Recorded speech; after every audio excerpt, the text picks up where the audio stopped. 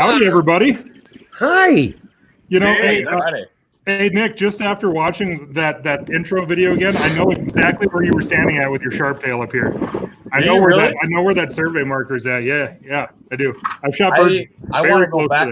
I want to go back to that spot so bad. We barely even scraped it because it was towards the end of the day and we actually limited out. So there was a lot of birds in there. That's a good spot. That was quite an intro. Pretty impressive. Yeah, it's pretty good, ain't it? Yeah, I was air guitaring. I couldn't help Tyler. He's sitting there dancing his head around, like head banging. Bobblehead. Bobblehead's usually what happens in hour two when everybody's kind of like, you start tilting a little bit, end up off camera. I just hope I don't get a shotgun and shoot out the kennel door just because Dave's shooting tonight. I know. I'm really jealous. This is going to be so much fun. I wonder if I can get mine to go outside. I got a 20-foot Ethernet cable. I thought you were talking about your shotgun. I was like, from there you can't. Just open a window. Ooh. Or just kick the door open. You said your dog's. Yeah, there you go. I'm about ready to shoot that female anyway. Dave, where are you at right now? I'm at a little range in Harrisonville, Missouri. It's called Polecat Creek Shotgun Park. Where I hang out, Polecat Creek. It's that sounds like a strip joint. Yeah. Good. Yeah. How many targets have you shot on where you're standing right now? You know what? I will tell you, this is odd, but do you see that trap field right behind me there, or that green box back there? Yep. I stood on top of that box May 16, 2015. And fired 4,402 rounds. That's where I set my Guinness World Record the first time. That's the place, huh? On top of that box. I like it. They're on top of that trap house. And shot 4,400 shells in an hour. Out of 44 in an hour? In an hour. Mm-hmm. No way. How many birds you hit out of 4,400 shells? I got to do some math here. I got my phone. 83%. So I hit 3,653 targets. That's pretty damn good. Mm-hmm. That's pretty good. Did you bring that shotgun out, Dave, with the long tube on it? I got one of them here. Yeah? Somewhere, yeah. The hell's that thing weigh when it's full? It's got to be 14 pounds, 15 pounds. Yeah, so the ones that I shot in that Guinness record back in 2015, they weighed 12 pounds empty. Okay. Oh. Plus a box of shells. They'd hold, what, 20, close to 20 rounds? They'd hold 50. How many would they hold? They would hold 17, but we put 16 in them. Okay. Yep. If you put all 17 in, would it misfeed? Is that what the problem is? No. So what it was like it was a rotation of guns. I had 24 gun loaders, had 30 guns, but I only used 26 of them. But I had 30. So anyway, what it was is they rotated. So as it got down, as I shot it until it emptied, a guy would take it, check it, make sure the chamber was empty, cleared, and there was no ammo in the gun. It would walk to with another guy back to the end of the assembly line, the load line. There were 60-foot of tables with 5,000 rounds on them. Actually, it went from that skeet house, actually right there, all the way to the trap house right there. And so they would walk by and just stuff shells in it, take a few steps, stuff shells in it, take a few steps. Well, when it got to that end for reload, the guy at the end would check it with a flashlight because we did it at nighttime, make sure there was nothing in it, close the bolt, and they would load it on a closed bolt for safety. Then it got to Matt Hopkins, who's our pistol shooter for CZUSA. He was on my right. He would charge it and set it in the rack. So then it was hot and live and ready to go. So it basically traveled the entire way on a closed bolt, empty chamber, loaded magazine for safety. Cool. Mm-hmm. So worked out pretty cool. And you had to shoot from the hip because you can't shoulder a gun like that. Yeah, well, there's no time for that, so I shot them all from the hip. Yeah, I remember. I heard you talk about that on Ron's show. It was pretty. You wouldn't imagine that's how you would shoot, but that's how you did it. A lot of people say I shoot like I shoot from the hip. All the time. Just wing it, right? That's a lot faster that way. Did you end up having did you have a sore wrist or did you have doing that many rounds in that compromised position? At the end of it, I felt like I had been hit by a truck. Okay. I mean, so the guns, I wish I brought one with me. They had leather straps that went from the wrist of the gun to top of the gun. Hang on. Any gun, please? I'll show you exactly where it went. Yeah. This is the first guy we've had on here with an assistant. Right. Oh my gosh. Well, I'm tethered, so I can't go very far. So I had a leather strap that went from right here all the way to the bottom of the pistol grip. And that leather strap went across my hand to keep my hand engaged. Otherwise, I couldn't grip the gun that hard long enough. Yeah, your thumb the gun would. Yeah, the gun just drives out of my hand. So that strap literally destroyed my hands. Yeah. I had a brand new set of those mechanics gloves, and I took my fingers like this and went like that, and they would go through the glove, and the rubber backing would hold the glove straight. Jeez. You know, there was nothing left. I wore through them. It was crazy. Wow. Do you have another one? Do you have another one in mind that you want to do, or are you just done for now? I mean, that sounds like an ass kicking, literally. Yeah, so we just did one in October. It was the most in 12 hours by a team of 5. It was myself and 4 youth shooters, and we hit 14,167 targets in the 12-hour period. Which was worse on you though, Dave? The 1 hour? Oh yeah, the 1 hour beating. Yeah. We got somebody. We got somebody listening or watching us from their patrol car. Rob. If you see Ron driving anywhere later, I don't know where you're at, but don't pull him over. He can't pass. No, we need him next week. That's awesome. Yeah, so I shot the gun more in the 1 hour than I did the 12 hours because we all had to take turns. Yeah. You would think it'd be different, but it was. I only shot about 3,200 rounds in the in the 12-hour period. Yeah, in the 1,200 period. In the 12-hour period, you shot that mounted though, right? Or did you shoot that from the hip as well? No, because those targets were a lot farther. They were harder. Oh yeah, that makes sense because you were standing at the 16-yard line, right? Chantel. Yes. Chantel, that's the stripper name. Shondell. Yeah, Shondell present. Close enough. So Shondell presentation is where the target's either belly or dome to you, and it arches, kind of like St. Louis arch. And so we threw true pairs of Shondells, but on that world record the last time in October, Guinness World Record System said the targets had to be 30 meters away from the shooter.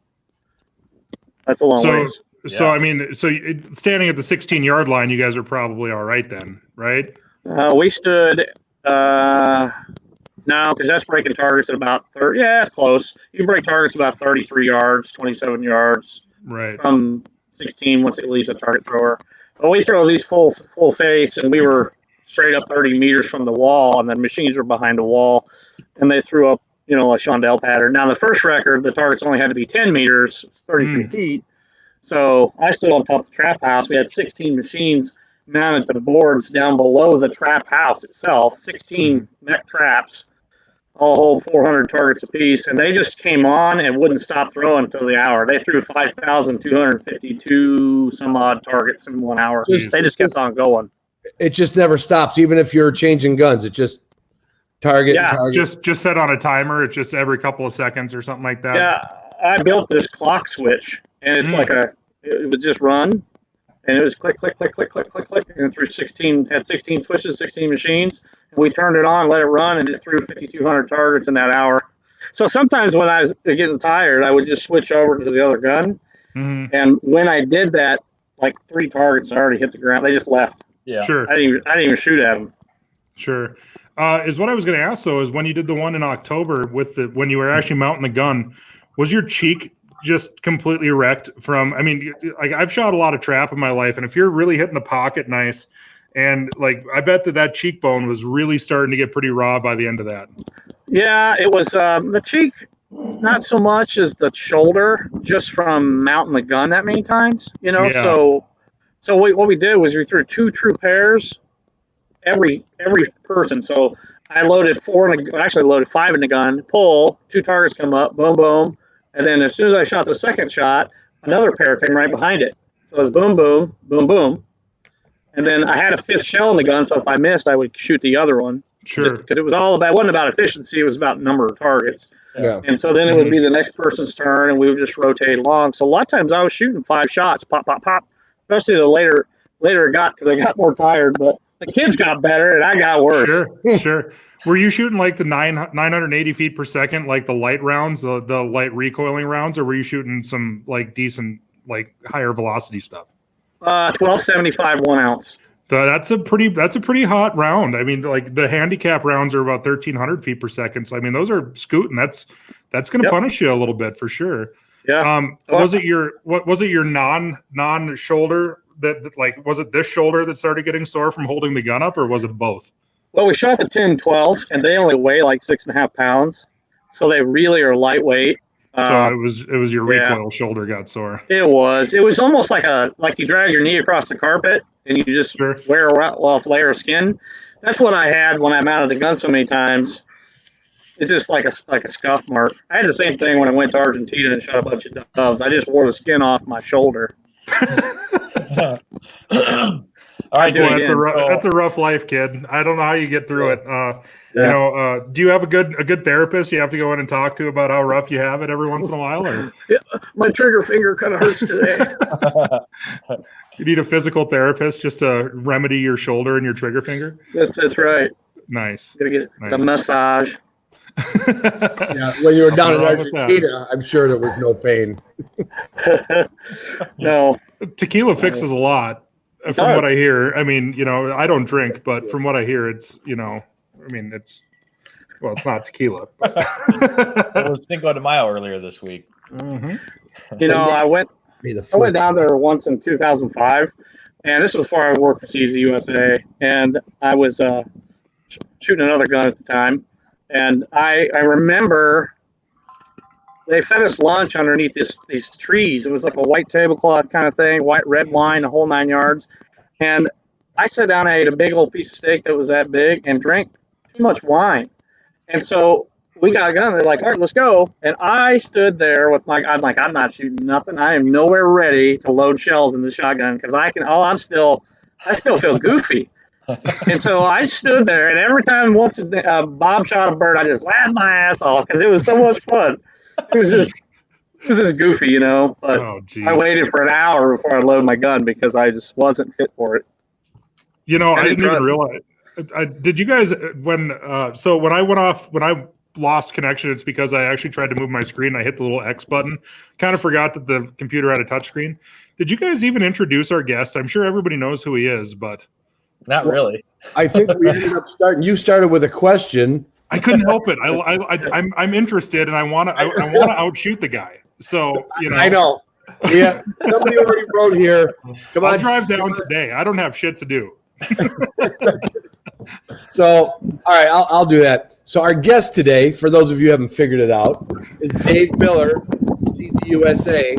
Dave and I have talked and spoke for a few years, and I got invited to go down to Kansas from CZ to interview all the kids that did the four scholastic shooters and Dave that broke the last Guinness Book World Record. And so I got to go there, and then obviously now CZ is a sponsor of a couple of the podcasts. We're liking all that stuff, and I have a left-handed shotgun now, thanks to Dave. And you're packed up with a chop saw. He told me to. We were sitting in the bar in Minneapolis, and I said, the gun's too long. And I said, can I cut it down? He says, yes. And I had a DeWalt chop saw, and I did a pretty good job of it. Yeah, works. There you go. What we need to do is get together, and I'll fit you for a new gun. Well, you'll have a fitted CZ shotgun just made for you. Yes, that's on the horizon. Yes, mm-hmm. I like it a lot. And we'll do a podcast at the same time. Yeah, there you go. So Doug will be watching for if anybody's got questions that apply to. I don't care if it's trap, skeet, sporting clays, breaking world. This guy's got a good one right here. Sporting clays. Can Dave read that? I can read it.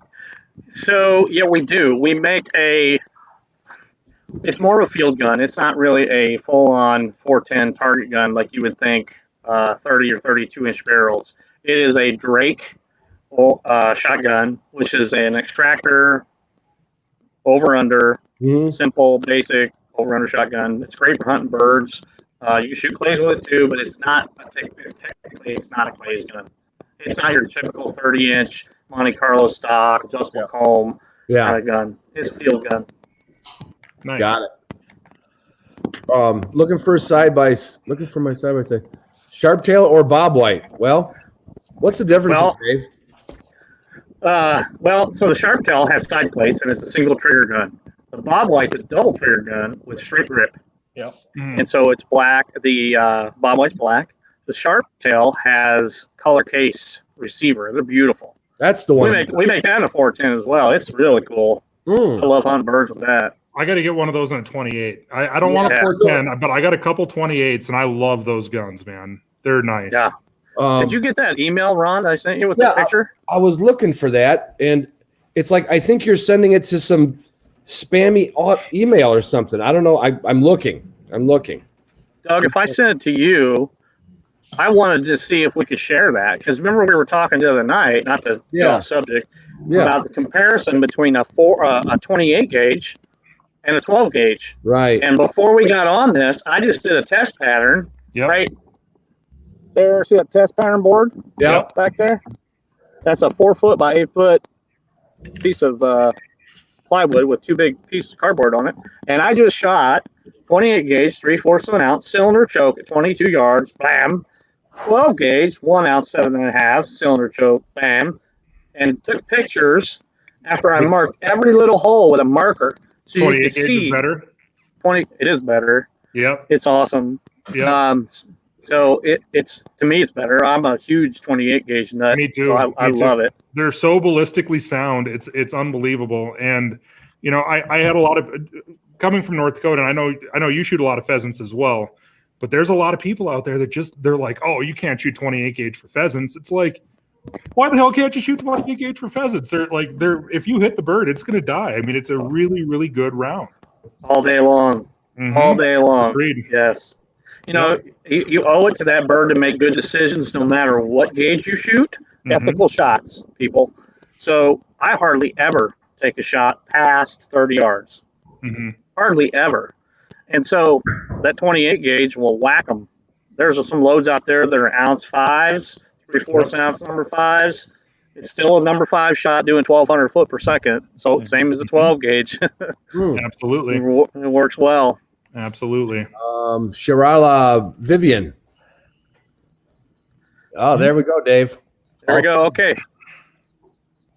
Can you hand me that green gun? Because I'm going to bring it up on camera right here. And I'm still looking for my email. I don't know what happened to my email. I'll send it to Doug. Send it to hello at soggydoggear.com. Okay. Soggydoggear.com. Yep. Hello Okay. at soggydoggear.com. Okay, so check this out. They're asking about the all-terrain. I don't know if you can see that. Get the green on there. There we go. Yep. So we make 10 SKUs. This one's the redhead. We make 4 SKUs in the redhead. Okay, and I'll explain what the redhead is. 28-inch or 30-inch, both 12 and 20. So 4 SKUs. We make 28-inch 12-gauge Drake, 20 and 12. We also make a Bob White, 12 and 20, 28-inch, and the Upland Ultralight, which is my favorite, and it is an aluminum alloy receiver gun with Cerakote on it, and it is 28-inch, 12 gauge, or 20 gauge as well. So that wind bad because it's picking up. It's not too bad. It's okay. We can hear you. All right. Yeah.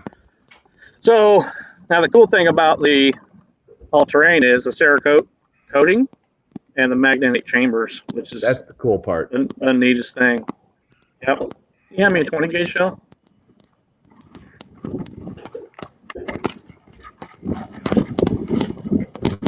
Couldn't do this without you, Kelly. Thank you. That's that's awesome. magic. Look at that. So how many times have you dropped your shell in the mud or in the grass and can't find it? It's happened. So you can get it to pop out of there. Sure. But you gotta try. You got to try. Yeah. You'd have to drop it, though. Yep. Mm-hmm. So, yeah. It's pretty cool, that one there. Different casing. Yeah, different casing. Weird. Anyway. That's pretty cool. Steel. It's not brass. It's just brass wash. And I've tested the 12 gauge with 1 3/8 of shot, which is a heavy shell, Yeah. inverted like that, and it holds just fine. Well, you know, you were talking about in the duck blind too. When you're, you know, I like to shoot a break open gun all the time. In fact, that's all I usually shoot. And where you can load that gun, and you don't have to do this and open and load. You can crack it, load, and they're not going to slide back in your waders. Mm-hmm. Just stay there, and you bring the heel back up. I think that's yeah. So you're loading it like this. If you're out of the blind, because you know the duck blind's confined, and so your barrels are sticking out. This is why most people like straight guns, pumps or semi-autos. You load the gun like this. Barrels are at a 45. Safety's on. Close it this way. Yeah. So the barrels are staying stationary, and I close it this way. Fire it. Boom, boom. Open them up. They eject out. Load 2 more, and the barrels just stay sticking out of the blind at a 45-degree angle. Yeah. Mm-hmm. That's the best part about that. Yeah, I think Plus, it's very durable. What Cerakote's durable. What does that weigh, Dave? Other than the Ultralight being a real weight, what does the regular Cerakote 20 gauge weigh about? Oh, 6.5 pounds. Oh, that's good. Light. Yeah, not much to it. I mean, for a 20 gauge, it might be a little on the heavy side, especially the 30-inch, because it has solid mid ribs. Yeah. Now the Upland Ultralight and the Drake versions do not. This is open. Hand me that Upland Ultralight, please. Does that have the Cerakote all the way down the barrels, Dave? The whole thing. Wow. Yep. Okay, that's cool.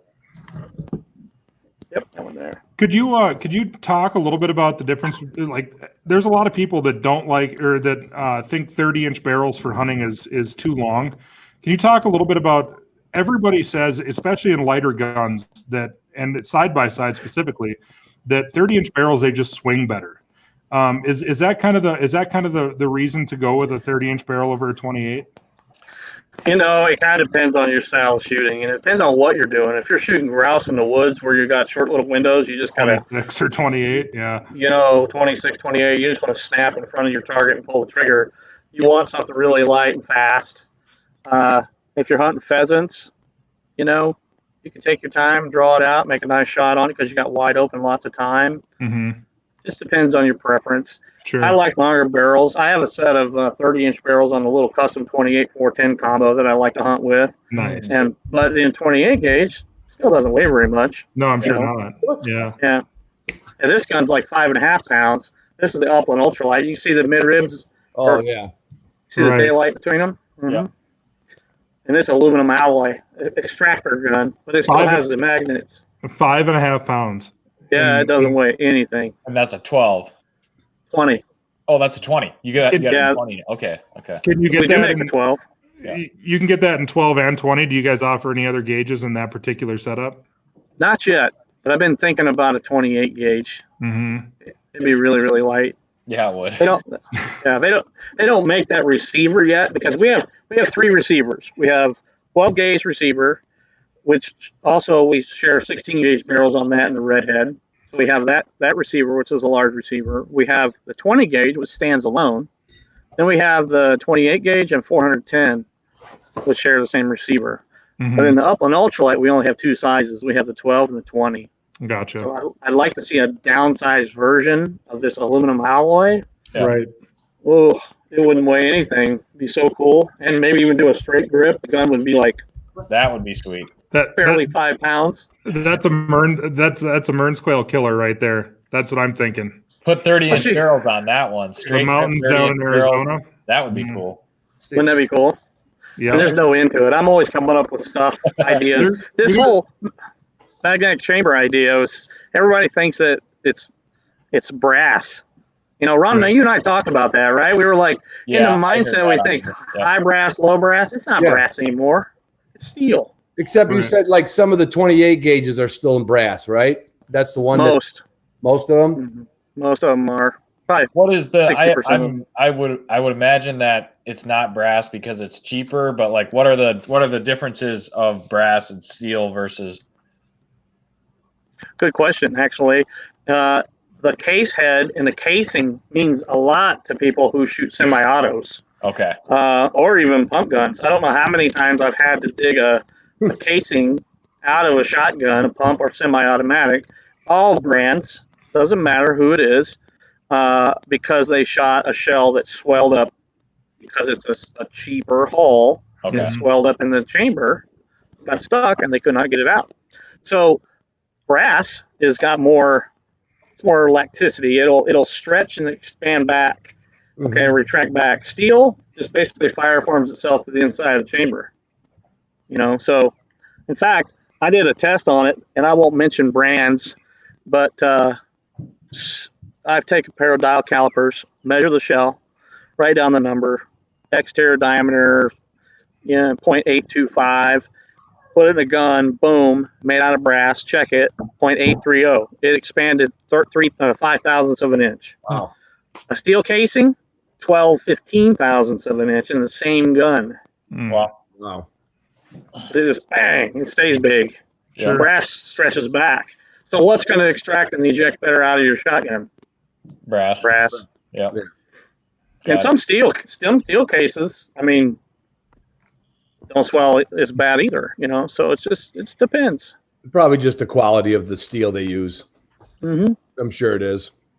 Yep. Well, you're getting somebody says, I want that. I'm buying it tomorrow. So you just sold a gun, Dave. You sold a gun, Dave. There we go. Hey, do we all get a commission for that? Right. We all get like $11. Mm-hmm. We'll split it up. Buy a case of beer with it. That's Okay. right. Doug, make sure you're keeping track of our sales here. Yeah, we're gonna get a 30-pack of hams. I see. Hey, Dave, I wanna rewind real quick to you were talking about earlier, mainly because I missed every chandelle that I shot at on Tuesday. So how do you shoot a chandelle? Okay, so there's way I shoot it, way I teach, is to shoot it. So think about this. We see targets better because none of us on here can see through wood and steel. I don't know. Maybe Ron's got X-ray vision. I don't know, but After beer 4, he does. we cannot see through the wood and steel shotgun or our hands. So if we address the target while it's above the rib line, it's a lot better. So say that target is arching this way. Yep. If we start low and the target comes over the top and we stay in front, you're addressing the target and putting lead low left or low right, depending on where it is. Okay. So you're shooting, if the target's going here, you're shooting here. Yeah. And you can see the target. If you try shooting it on the way up, you got to be shooting high, and you can't see the target down low right. Wow. So Okay. Well, I saw it you just depends. in October. I saw you shooting them when they came about a foot off the ground, right up there. Yeah, that's because I had Is that some 'cause you were problem tired? or Is that Yeah, kind of right. Riding them like a pony. Mhm. I thought you were We call showing off. But no, I was probably because I just forgot what I was doing for a second. 12 hours is a long time for me. I usually take naps during 12-hour period. So no, I think it's everybody's different. It depends on the presentation. It kind of depends on the second target. If that's the first target you're going to shoot, Yeah. maybe you take the second one a little bit later because maybe it will put your barrel a little bit closer to the second one if you feel comfortable. But I think you have to shoot it where you can see it, and that's different for everybody. If you see the target early, shoot it where you can see it. You see it later and it looks better, shoot it later. Yeah. But I mean, would you say it's like just general rule? Is it easier to catch it on its downward travel? It's easier to see it. Easier to see it, so technically it's easier to get it. Mhm. Yeah. And because some people told me like try to hit it right when it's at the apex. Like, Yeah, I've heard that. Yeah, I don't think it's I didn't do good at any of them. That's Yeah. for trap more so. Like when you're shooting trap, you want to shoot it at the apex or on the way up.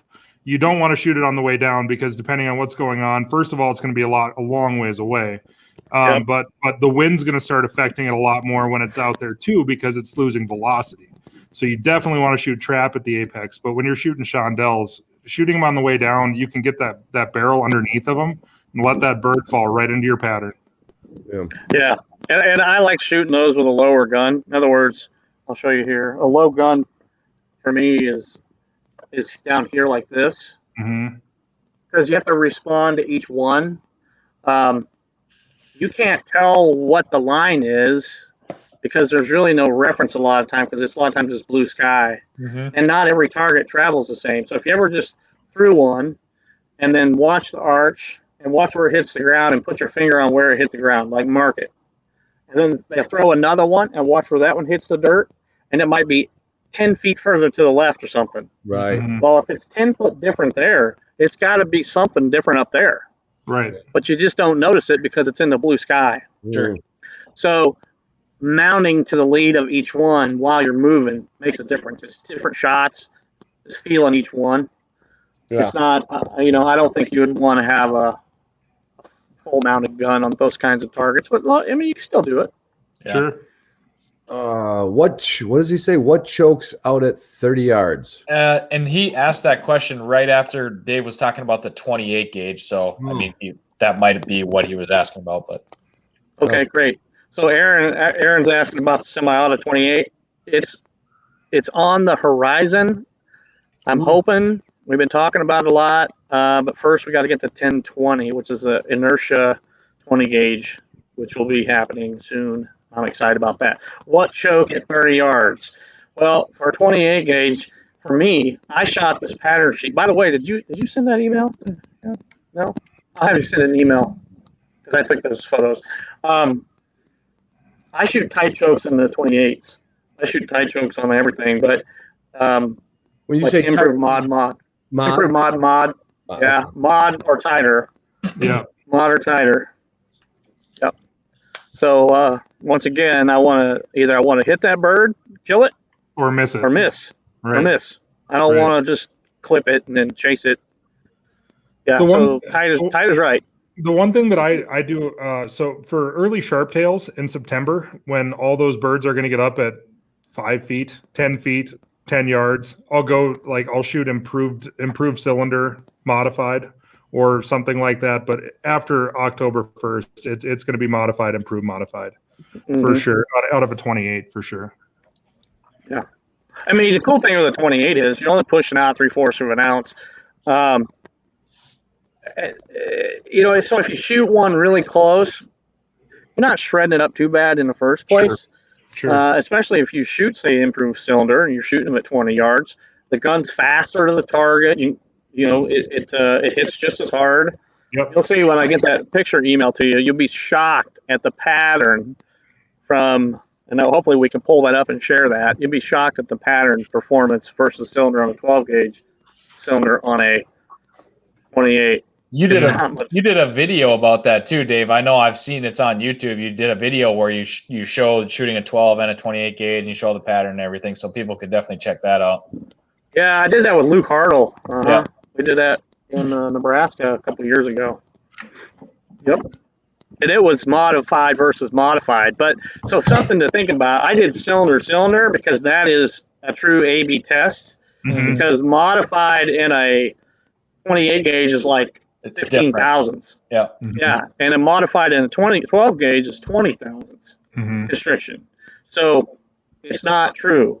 So if you go 550 bore cylinder to 730 bore cylinder choke, bang bang, that's a true test of what the differences are between bore diameter and the shot charge on paper. One-dimensional target. If there was a one gun fits all, which I know there really isn't, but if you could grab one gun and you knew what you're going to go the whole year with, are you saying you'd have a modified choke in it probably, Dave? Like Yeah, if you just like they only gave you one gun, you're going to go hunt, you're going to go clay targets, you'd probably keep a modified. Yeah. Yeah. Think about this. Think about before we had choke tubes. Okay. What were most guns choked? Full or mod, right? Full or mod. Most of them. Yeah. Yeah. Most of the older guns. It's because they Yep. figured out 20 thousandths of an inch provided a good pattern at X distance. Mm-hmm. And that was a good all-around choke for shooting birds, clays, ducks, whatever it was. Yeah. Right. Yep. Full being 30 thousandths of an inch on a 12 gauge gun. Works out well. You pouring some gin there, Nick? What are you doing? What do you got going there, Nick? This What are week, you up to?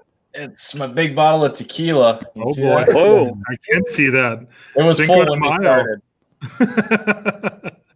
So Stephen, Oh, how do you pronounce his last name? Relander? sure. Relander? Islander. Rylander?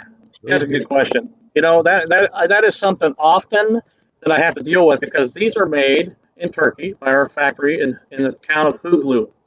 And everybody has this idea that the Turkish guns are not made very well. That's because there are over 200 different gun manufacturers in the country of Turkey.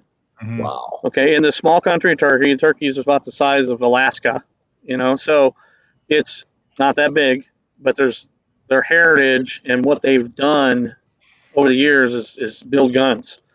Now, a lot of them aren't very good, but we have two of the very best manufacturers, Huglu and Akar. Akar builds my target guns and our pumps and the Swamp Magnum and a couple other ones. And then Huglu builds this one here.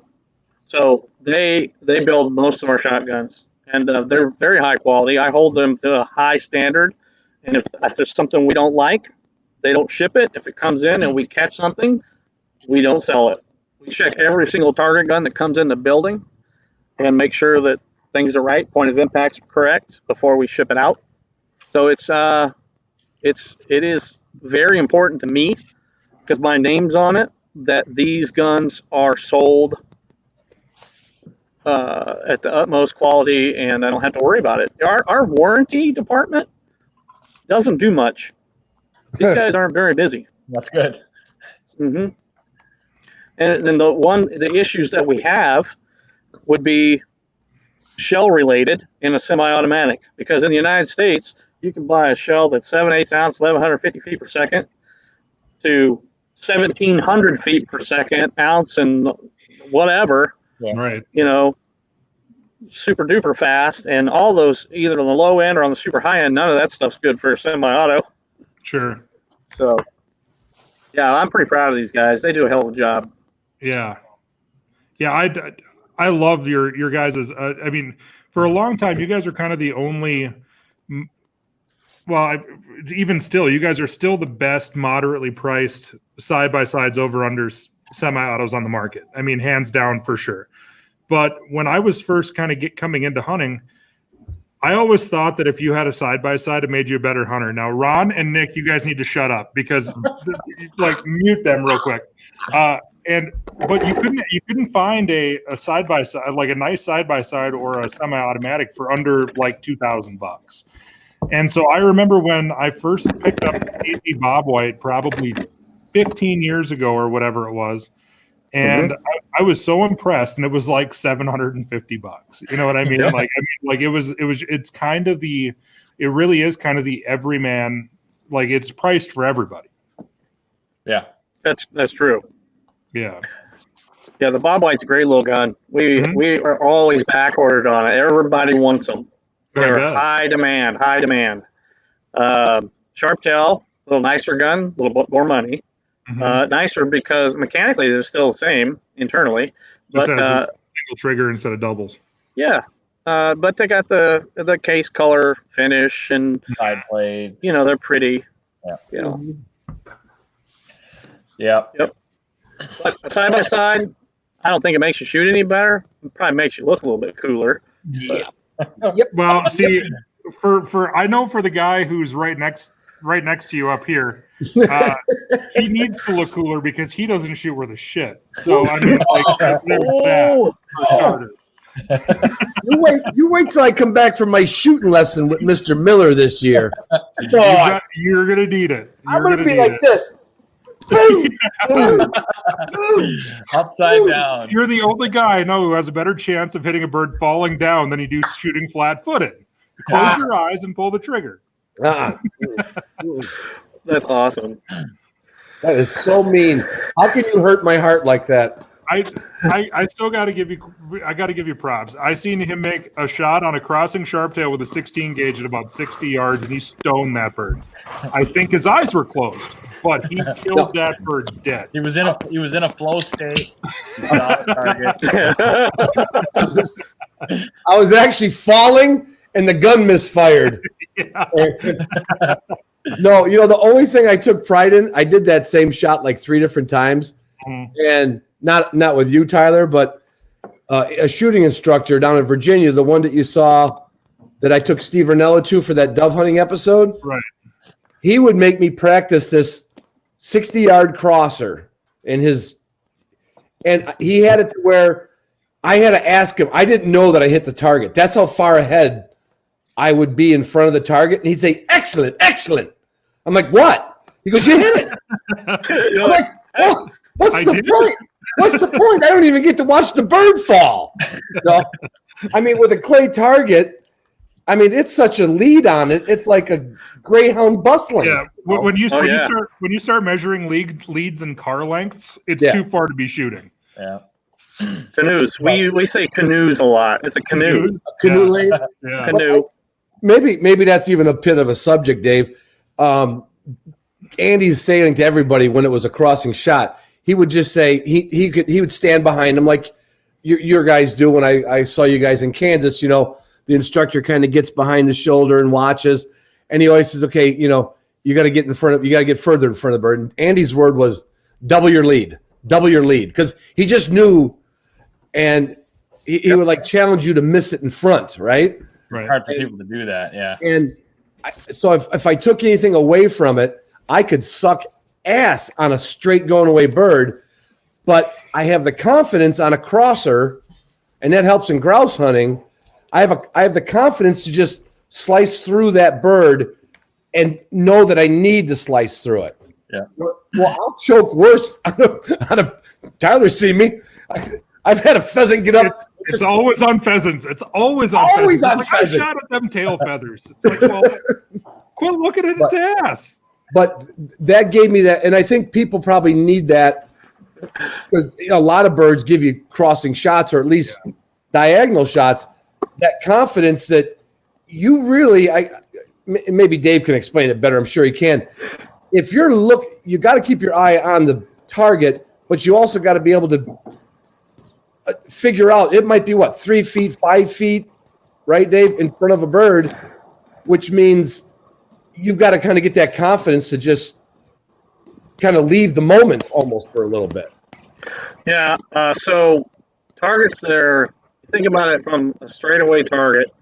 What's the thing that gets in our way? Our gun, our hands, the wood, all this gets in front of my face. I can't see the target. Right. So hunters typically go like this. Yep. Yep. What do we do, right? What do we do? Bird ball. Yeah, so when we do this, we're still referencing our target off the end of our muzzle, but which way is our gun barrel pointed? Look at my finger. Yeah. That's looking down the muzzle. Yeah. That's looking at the target with the head up. Right. Yeah. Over it. And when a pheasant gets up, it flies away from you, which means it's going down. So if you don't come up underneath that bird and see it above that barrel, you will probably shoot over it.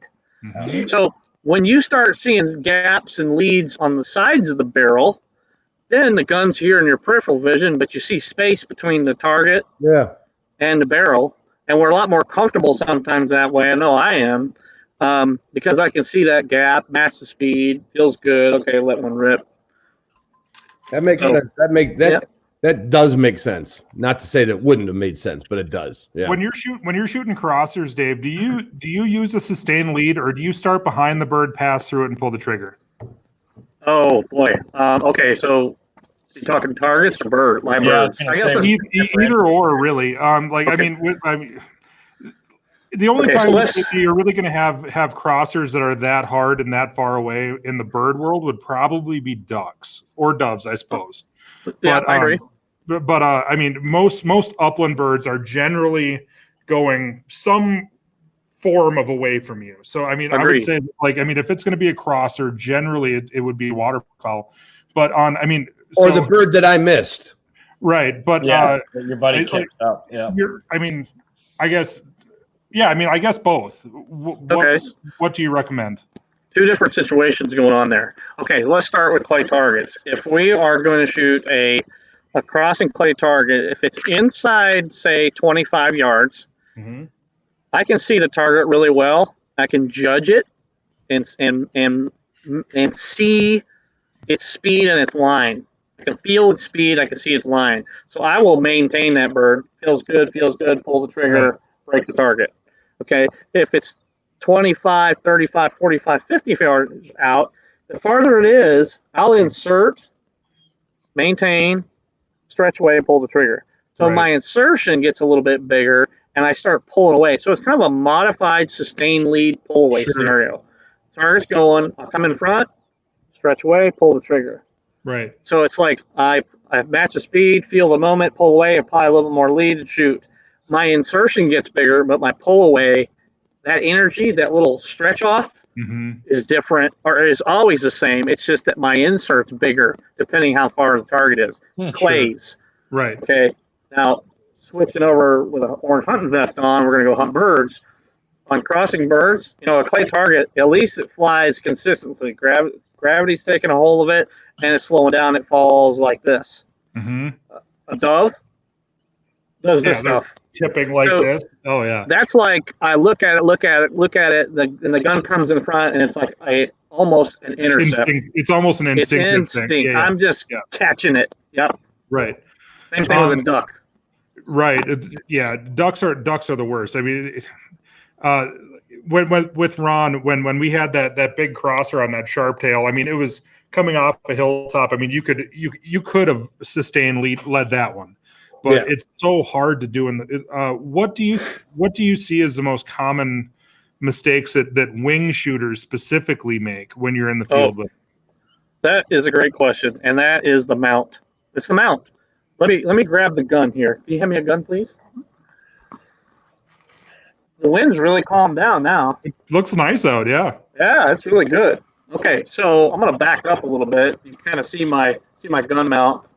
This, if we're gonna practice something and get efficient moving the gun, first you got to learn how to mount the gun. Because when we're carrying our guns and we're hunting, a lot of times I carry my gun now with the magnetic chamber. I'll carry it open. I have to worry about it bouncing out. So I'm just walking along like this, and the dogs start getting birdie. I'll close the gun, and I'm just ready. And I got my gun at a 45-degree angle above the ground, above my dog, safe. My trigger finger's like this. Safety's on. And so as that bird flushes, depending on the direction, I will move my body first and then drive the gun up. Okay, but it's body first, then gun, then find the safety, then find the trigger. All those things happen. But learn how to bring the gun up. I'm gonna back up a little bit more. See if I can frame myself up. Yeah. I want to control the gun. So you kind of see the muzzle of the gun. You can't really see the muzzle. Now you can, right? Yep. Okay. So watch the muzzle. It's not moving much. Right, but the gun's coming up to my face. Right. Yep. See, it's not moving much. Right. The people that are good at shooting these things keep this part of the gun real quiet. Right. And controlled. Very deliberate, to the point. And so learning how to mount the gun without this, here's the exact opposite. Watch my muzzle. Right. Yeah. Or start down here and go up to something. Right. You got all that inertia coming up. You just want to just drive the muzzle to the front lead of the target. And even if you're walking on like in the old hunter safety thing, when you're walking on what they call like double ready, when you're carrying your gun off to the side like this, the really good shooters that I've seen, like the really, really good wing shooters, their barrel stays on the same plane as they're coming down. They're not, they're not carrying it like this and then jumping up or going down. Like it's fluid. And if the less that you can do, the least amount of movements that you can do, the better off you're going to be. No matter what you're doing. Right. That's right. Especially shooting a shotgun. Or drinking bourbon. So you come in at the right angle. Right. Not a lot of wasted movement. No. I mean, you didn't go like this. I didn't like with the beer. I'm not like opening it up here and then bringing it down, giving it to my dog, and that. No, I'm not doing none of that.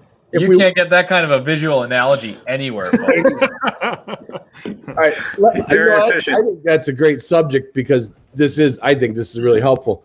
So, is it as simple as you have to go to the range, or you just do this at home? Practice the gun mount at home. Good point. You gun mount at home? Absolutely. So I'll take an empty shell. Yeah. Empty. And I'll split it with my pocket knife and kind of make it where I can bring it in. I have my students do this when I give lessons. I get a new shooter and I challenge them, say, hey, look, we're going to get together in 2 weeks. I want you to go home and do the flashlight drill, and I want you to mount that gun 500 times to the right to left, 500 times left to right, And I know over the period of time, not at once, but over the week or 2 weeks before I see them next, I know the ones who've done it because their gun barrel is moving real slow now. So that flashlight, you put a little tiny little flashlight, like a keychain flashlight, inside that shell, put some tape on it, stick it in the chamber. It'll shine out the end of that gun and right on the wall, like a nice little pattern, right? It's a really nice representation of a pattern. Exactly. It points and it shows you where you're pointing that muzzle. So when you first mount the gun, you'll see the barrel. You'll see that barrel go like this, right? And go down the wall. What I like to do is where the ceiling meets the wall, I'll hold it on there and try to mount the gun. Keep 50% of the light on the ceiling, 50% of the light on the wall, and then reverse it. So it'll be like this. It'll go back up. So it'll be down the wall, ceiling, and then reverse it. Oh, so it's just like you just reverse them out. And you're ending in a corner, right?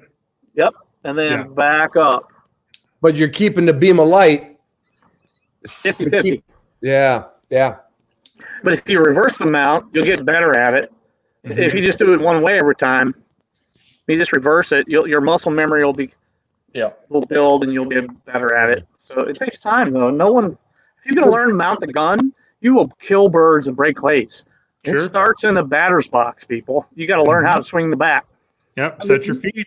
You think about how many articles I've read in outdoor life, gun dog, and how many authors, the one I interviewed recently, start off with, I wish I was a better shot. My dog wishes I was a better shot. I'm really a shitty shot. It's amazing that these people just love to walk around.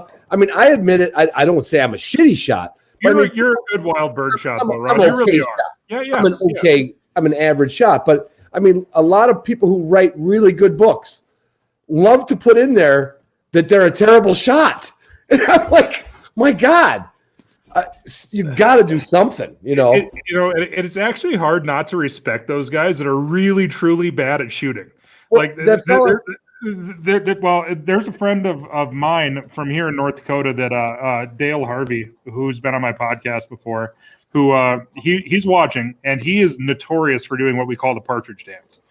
Whenever a covey of Huns is going to get up, we can have dogs on point, and he starts moving his feet, and his gun barrel starts going from side to side, and he's just done. I mean, but he loves it.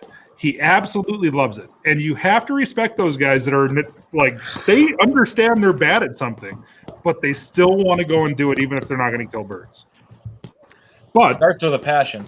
Sure. Sure. Yeah, a lot of people don't practice nearly enough, probably. Not at all. All of us probably, but you can't do it much. Dave practices enough. That's true. One guy practices enough. Yeah, I shoot competitive sporting clays, right? Right. But I don't ever really. And there's a game called FITASC, FITASC. It's an acronym. It's a French game, and that's low mount always. You start low mount. The heel of the gun has to be 25 centimeters below your shoulder. Mm-hmm. Well, it's to simulate hunting, game shooting, wing shooting, and so that game in competition, you have to start that way. That's really good because you have 2-shot singles, one single target, you get 2 shells on it, but they're usually long, big targets, like long, far targets. But I shoot clays to get better at clays, and it just carries over to shooting, wing shooting. I don't really hardly ever train to shoot birds. It's pretty natural when you shoot a lot of sporting clays. So if somebody hasn't done a lot of clay shooting and they're into upland hunting, they want to become a better bird shot, what might you steer them towards? Because there's numerous clay games. So what might you steer them towards? What's your favorite for a translation, knowing that there's always a gap in there? Yeah, a lot of times you'll get guys, I see it every year at the trap clubs. You get the guy show up at the trap range with his orange hunting vest on. Mm-hmm. You can spot him a mile away because he's wearing hunter orange. He's out shooting trap. But trap's a game that you start with a full mount. And you call pull with the gun in your face, mounted, safety off, trigger finger on the trigger, ready to rock. You can. Yeah, you can. Yeah. Full bang, right? So that's trap. But if you show up and shoot that way, shoot traditional American trap, right, that's not really helping your It's helping your hand-eye coordination a little bit. It's helping some, but it's not helping you mount the gun. Right. It's not helping you flip the safety off. It's not helping you acquire target, mount gun, acquire target, move body, mount gun, right? So it's not helping you do any of that stuff. So if you're going to do it, I would find a basic sporting clay station that's got some decent quartering targets where the machines aren't very far from you, from the station, to simulate a pheasant flushing out of the corn or out of the milo or something, the grass, and start low gun. They pull, mount the gun, flip the safety off, and shoot it. And that's what I would do. And I'd do it over and over and over and over again. And I would do it in different positions. So, like, I would stand here inside the shooting station where my gun is still through the window of the sporting clay station. I'd be on this side of the window, but I know the machine's going to throw the target off to my left. Pull, turn, mount, shoot. Right. Okay. Or hold here and the target's going that way. Pull, turn, put safety off, mount, shoot. Right. Those are the exercises that will make you very keen on shooting rising live birds out of the grass. Sure. Mm-hmm. So one of the things that I do, and this is just me because I'm weird, and Ron knows this about me a little bit. I'm weirdly competitive. Like I sorry. So is what I do. Like I when I shoot trap, and I that's what I did because we don't have any sporting clays courses here in North Dakota that I'm aware of. I think there might be one in Fargo, but we shoot a lot of trap. We shoot a lot of skeet. We shoot a lot of trap. And trap. The one thing about trap that it does, it really accurately replicates sharptails, pheasants, huns going out and away from you. Right. Agreed. So is what I do is I like to shoot perfect rounds, as everybody does, and I shoot a lot of them. We'll just put that out there because I'm humble bragging a little bit. Okay. But once I miss, if I do miss a bird, I go to no mount. So I go to just standing like this, and then I mount and shoot bird. Because once the perfect round's done, I don't give a shit if it's a 21 or a 24. It's like the perfect round's blown, right? So I that's when I start practicing the mount, flipping safety off, all that kind of stuff. But the nice thing about playing all the different games, so trap accurately depicts that. But if you go to the skeet house, doves, ducks, some rough grouse scenarios. So, I mean, like you get those crossing birds, the birds coming at you, birds going away from you. And I never shoot skeet at all with a mounted gun. Shoot all because so skeet's fun. I'm never going to win any money at skeet in a tournament. I can win some money at trap in a tournament because I can run some birds, but I'm never going to do it in skeet. So skeet's what I do to go and enjoy myself. Like I'm shooting with an 8 gauge or 20 gauge. I'm never going to shoot it with a 12. I'm never going to shoot trap with a 28 gauge, right? So, but just by practicing that mount, even standing at the line, and there's going to be people that they'll be like, they'll kind of look at you like, what? Who are you trying to impress, right? But we're out there to practice things like that. So, the day that you go out there and it's really windy and it's kind of cold and shitty and rainy, and you actually show up in your hunting clothes, those are the guys that I really respect because those are the guys who are game day prepping, right? That's right. Like those are the guys that are going to be there, and those are the guys that I like to go hunting with. Yeah, they're trying. That's better than the guy who doesn't show up. And it's funny because a lot of times, like, look at these guys coming out here on the range. You shouldn't be afraid to come out to the range and shoot. Yeah, these guys are out there. And the last thing we need to do for guys who spend a lot of time at the range is poke fun at the dudes that show up in their hunter orange vests. Right. Sure. They're just out here trying to shoot a little. Maybe if they shoot a little and you go talk to them, you'll be nice to them, they might become regular target shooters instead of just weekend warrior bird hunters. Well, it's also the same with the guys that show up with the $3,000 trap guns compared to the guys who show up with their 870s, right? Or their cheap semi-autos. The day that somebody like I've seen it several times where you'll see a guy they'll come up to the line with their not expensive Benelli or CZ or whatever the gun may be, or and they're standing out there with the gun that they hunt with, and they're shooting birds and they're breaking clays, and you'll see these guys at the trap clubs that are kind of like kind of giving him the side eye almost like that guy's not he's not a.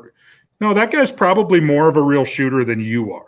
Yeah, because shame on them. Yeah, absolutely. 100%. Go out there with what you got. You don't need to worry about being fancy. Go out there and shoot what you shoot. Yep. It still shoots the same shotgun shell.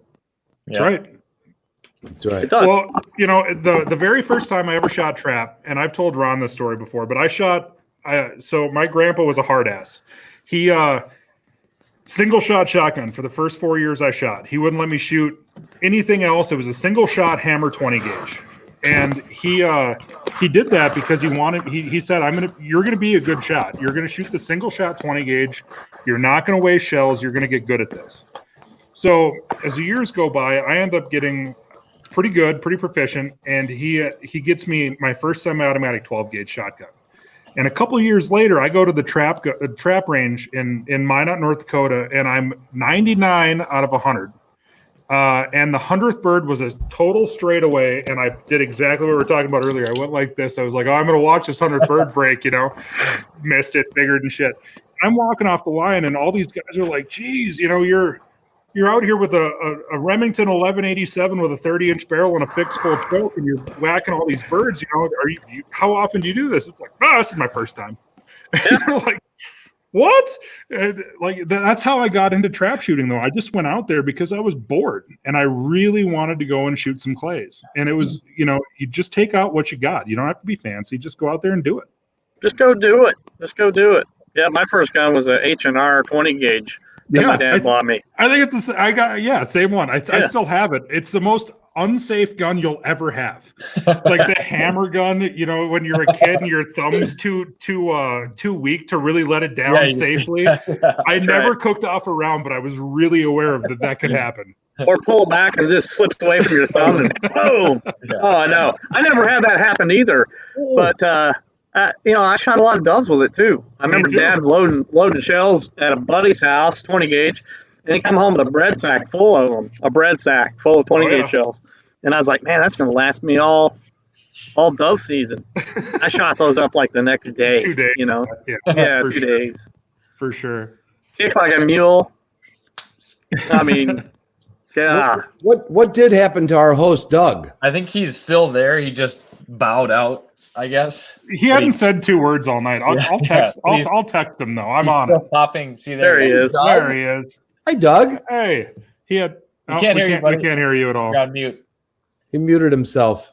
I was making the picture bigger so people could see his bounce. I gotcha. That's really good. It was good of you. Yeah, for sure. I want to email you, Doug, that picture because you can pull it up on the screen if I get it to your inbox, right? And everybody can see it. Yep. Yeah. Let me do that. Well, we didn't actually set anything up as far as potty breaks for this week, right? But somebody did suggest it last week, and we're going to work on that. Yeah, we take right, Doug. Well, this is unproduced almost, so you can go whenever you have to. I can go. I'm gonna have to go. But is what I was gonna say is that whenever I can do what I've done on podcasts over the years, I can just lower it right here. Ron, come on now. Hey, I got caught. We've heard it, yeah, for sure. We've heard it. Surprised you don't have a "You Go" girl sitting over there. Maybe I do. I'm outside. I can just go. I don't even know it. Yeah. You probably went twice already since we've been talking. I did. Your assistant would not be a fan. I mean, probably. We didn't do like a cheers or anything. We're in hour 2, everybody. Hour 2. Cheers. Cheers. Happy hour, folks. Oh, here. I got the water. There you go, Dave. Here's to you, Dave. I'll drink one for you. Thank you. Doug, what's your email? hello@soggydoggear.com. Hello, my friend. I'm not going to sing Neil Diamond. I swear to God, I'm not. You're not. You're not. Hello at Soggy Dog. And say again. Hello Soggy Dog Gear. .com. Yep. If you look on your screen, you'll see the Soggy Dog Gear part. SOGGY. Yeah, you know, he sent me this earlier, and I'm telling you, it like disappeared from my phone. That's not how that works, Ron. Ron's having technical difficulties today. Oh no, I got it. Oh, did you? Well, I can take care of that. I can forward that to Doug. Okay, I sent it to you. It's from my claykillermiller@gmail.com. Hillbilly Hans is back. Where were you at last week? He's here. He wasn't here. I don't believe. Hillbilly?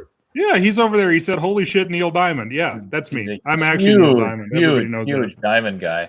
Yeah. We missed you last week, Hans. You were. It was not nearly as colorful in the chat in the live comment section as it usually is. Hey, Dave, let me ask you this. This is probably just an off the wall question, but we're already an hour two. You know, when I started trap shooting with a neighbor's, my buddy's dad, probably I was 15 or 14, and it seemed like everybody reloaded. Like everybody had a reloader. Mm-hmm. I'm assuming it was to save money, back then.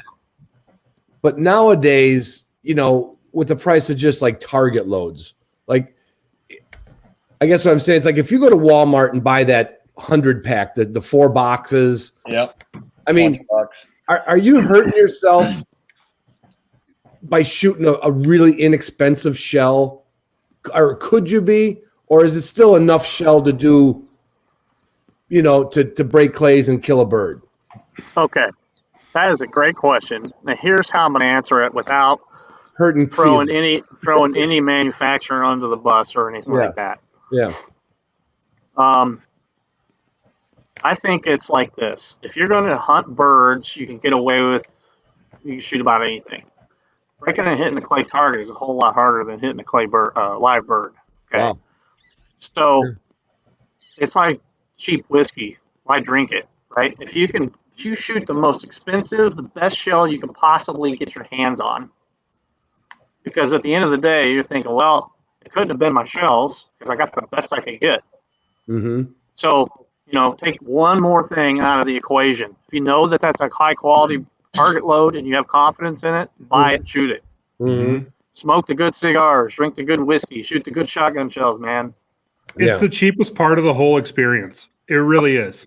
Yeah. I mean, just when I realized the difference between good shells and bad shells, it was kind of that aha moment for me. It really was. Did you get both pictures? It's a good looking pattern at 22 yards. I only got the one with cylinder too. Another picture. Wow. So that is the 28 gauge cylinder choke, 3/4 ounce 7.5. Now wait till you see the 12 gauge. Now that is a big, wide open pattern. Okay. Now I marked I marked every pellet hole with a magic marker. That's why some of them look bigger than others. Yeah. Otherwise you wouldn't be able to see it.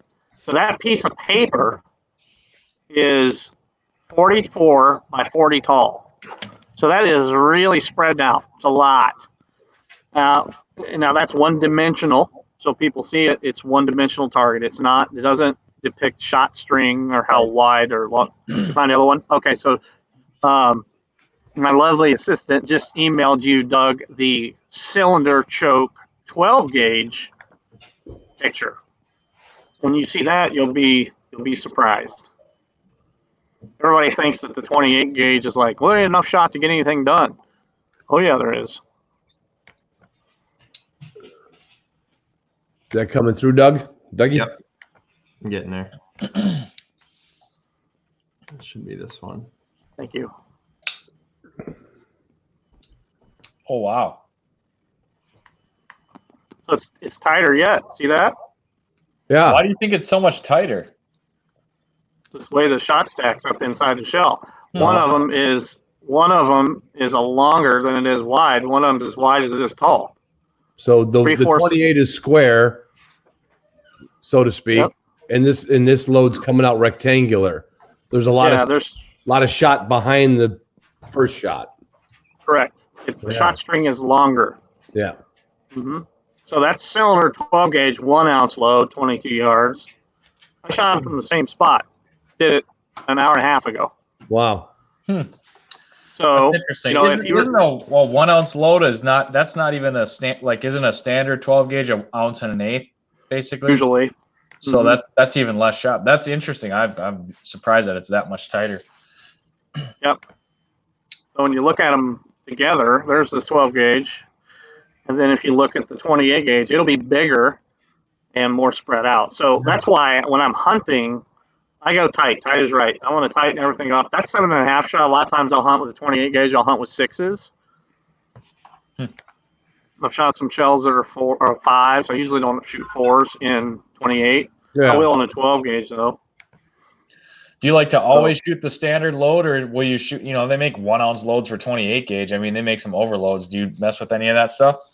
I have shot some of those, Yep. and I have whacked some pheasants at distances you wouldn't think you'd whack a pheasant at with a 28. But Yep. Yeah. I once again try to stay inside that 30-yard range. Yeah. I just won't shoot at them.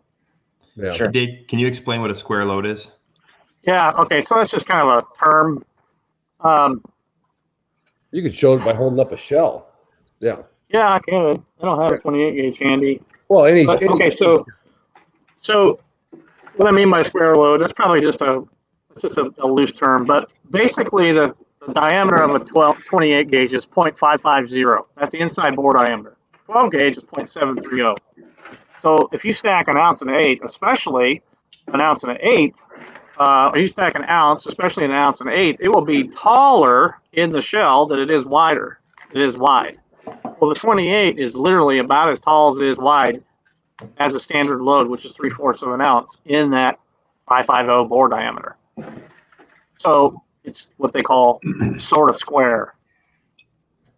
meaning diameter and length being the same almost. Really close, yeah. Not really exactly. close.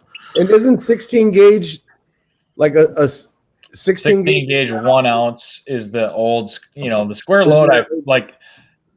Basically, my understanding is the square load. People used to talk about that a lot more before we had modern protective shot cups and everything, because the longer your shot column was inside the shell, the more deformation you were going to have, because a lot more pellets would be scrubbing the outside or the sides of the barrel. So if you kept it square, you would in theory get less deformation. Now they have protective shotgun or shot cups that protect the shot, so you can have a 28 gauge load with an ounce of shot. That's pretty long inside that 28 gauge shell, but you can still get pretty good patterns and performance, because we're talking modern ammunition versus the old days. I mean, Dave, you can obviously add a lot to that, I'm sure. That's exactly right. You're exactly right. So back in the day, we had a felt cardboard divider or something between shot and powder charge. There really wasn't a shot cup. So the shot, your lead shot, rolled alongside the inside of the barrel. Okay, well now, with the modern loads we have, it's all inside of a shot cup, or it's buffered between, even with the really inexpensive loads, there's some sort of plastic buffering between that and the lead or the steel and the barrel. So, that wad's got to take up a little bit of space, but not a whole lot. But, it's 28 gauge is just a good all-around opening pattern, and that's why when people shoot it for the first time at clays or live birds, they're like, "Wow, shocks you." It doesn't kick. Right. Think about this: I got no recoil, right? Well, that makes me that much smoother and quicker and more precise on my second shot, because I'm not dealing with this. I'm just like pop, pop, just easy. So there's so many reasons why you want to shoot it. Plus, you can put a whole pocket full of them in your shell. You can put 25 of them in each pocket. You can carry more ammo. Yeah, that is nice. This is a really good question that Jed has here for you, Dave. Can you read it? No, there's no difference in how the patterns. The shot string is what he's talking about. Strung out when you're swinging left to right. No, it's going to be the same. Yeah. No matter what, static target or swinging like a madman, you're still. Have you ever seen that? I forget who the guy was. He had like a row or a cardboard or boards that was like 20 yards long, and he had his wife drive. Yeah. And he hung out the window. You know what I'm talking about? And as he passed that pattern sheet, he fired the shell as they drove by the pattern sheet. And it looked as if he stood still and fired it. Yeah, that's a really common misconception. When people talk shot string, it's still going in the same spot. It's just strung out lengthwise. There you go. That's it. So, it's like this way. It's this way, not this way. Exactly. Yes. Yeah. And I remember some dopey thing I saw one time. somebody compared it to taking a garden hose and swinging the garden hose. Not at all. But that was somebody put that out there once. Mhm. You're like, oh, my shot's behind. No. It's there, or it's there, it's there. There are just certain pellets that take longer to get to the same point than it does from the front pellets. Yeah, but it's all going to the same spot. Correct. Think about this, especially with modern shells. The shell that you were talking about before, they don't exist, haven't for 25 years with the felt wad, right? Everything is inside the shot cup of the wad for 12, 15 feet, 10 feet before the wad breaks away, and then the shot continues on. So it comes out the first, at least say 8 feet as a single projectile. Right. Then the shot cup comes off and the shot continues on. Right. So it comes out as one. It takes about 10 feet. I've got some slow-mo video of me shooting stuff in the air.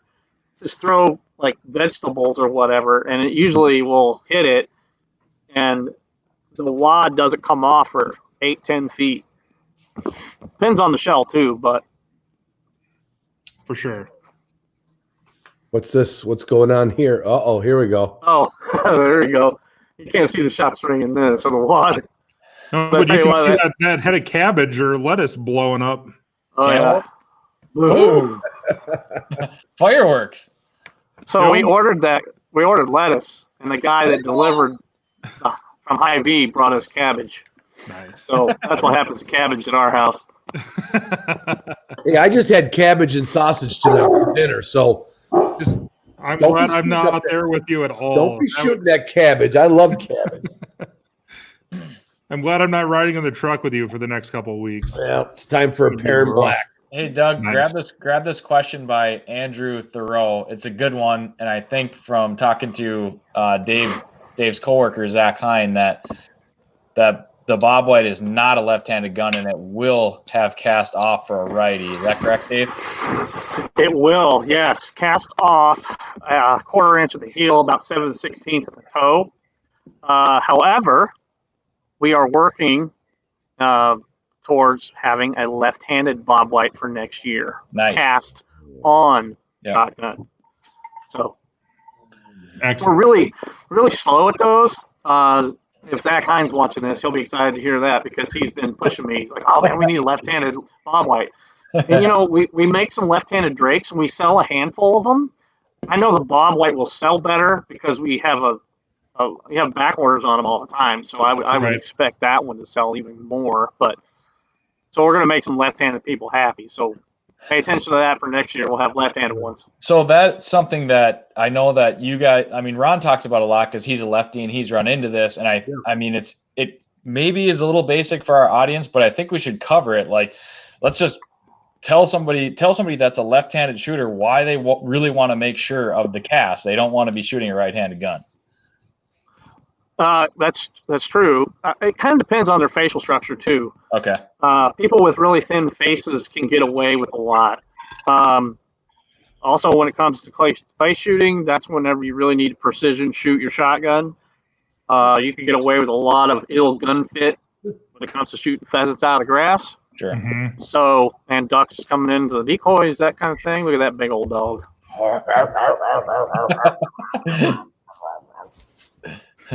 They finally came in. Go ahead. So, yeah, I think it's important no matter what. I just did a post on social media on my David Miller post about cast. And I use that same pattern sheet I just did a couple of days ago, cast in the gun or cast that's not there for you or not enough cast. And how effective, how far off you could be on your target. And with not enough casts, say you got a gun that's got two beads, one in the middle and one on the front, and they're sitting there like this on the barrel. So you can see the front bead, this bead and the front bead, in front of the mid bead. That gun's going to shoot left 75%. And the exact opposite situation, if you're left-handed and you see front bead, rear bead, and they're just standing side by side like this on the barrel. And that's just a tiny little bit with your rear sight, your eye off. Yeah. But you'll shoot 75% one side or the other. Well, that could be a missed target on a trap field. Yeah.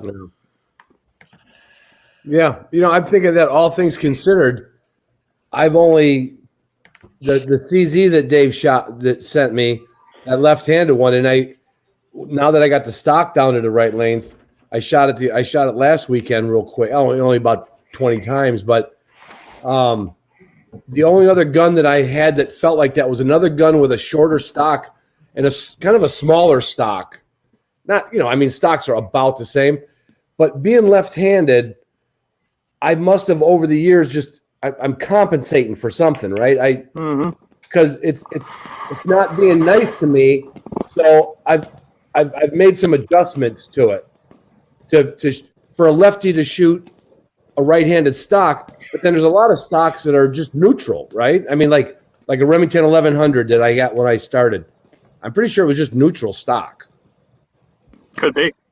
One thing about a Remington is the stocks, if you ever compare them, the stocks are very small. So, like if you take the butt pad to, say, a CZ, and put it up to a butt pad of a 1100, it'll be considerably smaller. Here's the CZ stock, and the 1100 would be like that. It'd be okay. Way small. So they're narrow.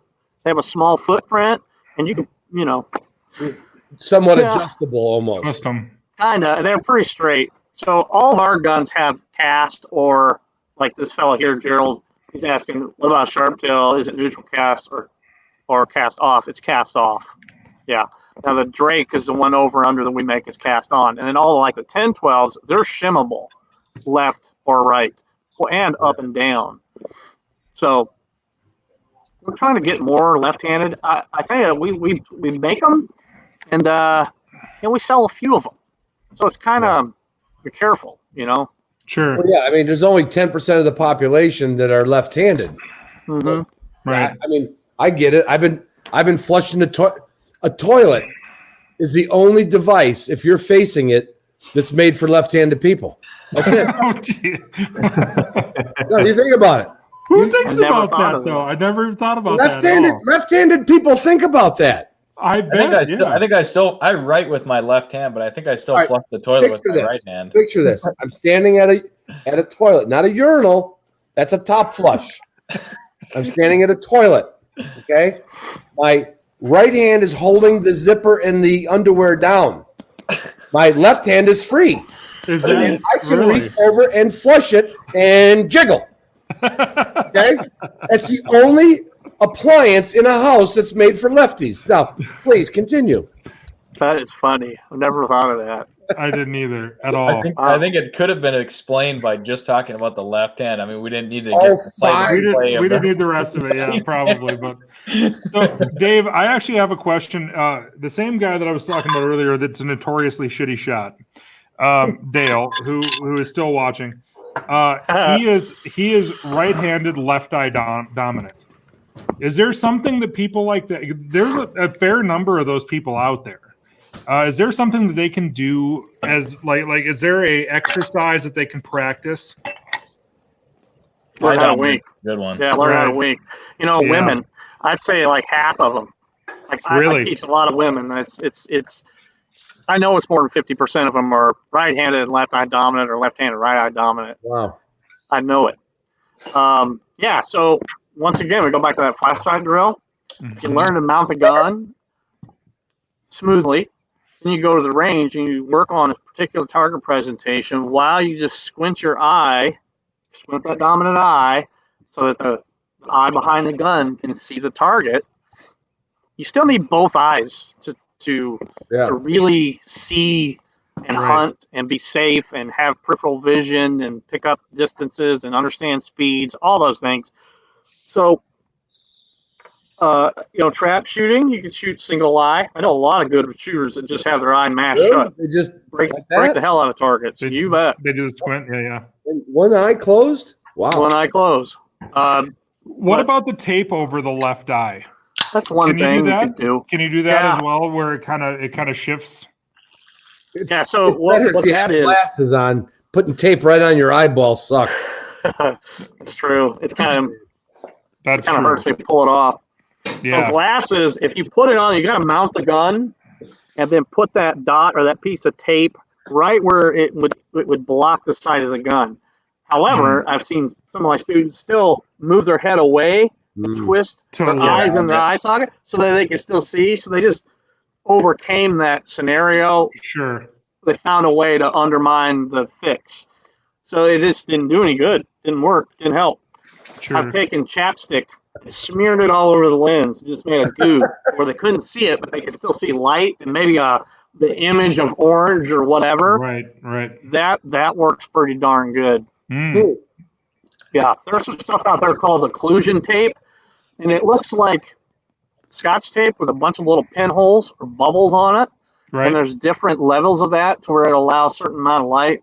Some of it you can literally almost see through and still kind of see images behind it, but it still blocks it enough to where that dominant eye can't take over and let you see the side of the gun or see the target and allow you to reference your target with that gun that's in your peripheral vision and you shoot 6 foot left of something. Yeah. Yep. All right. Who's going to finally ask Dave what kind of dog he has? Somebody did right away when we started. We missed the question. Oh, I missed it. I didn't see it. Oh, really? It was 45 minutes ago. I got them in the truck. I should cut one of them loose, let you see them. Yeah, have your assistant go get it. Can you let one of the Tasmanian devils out? Let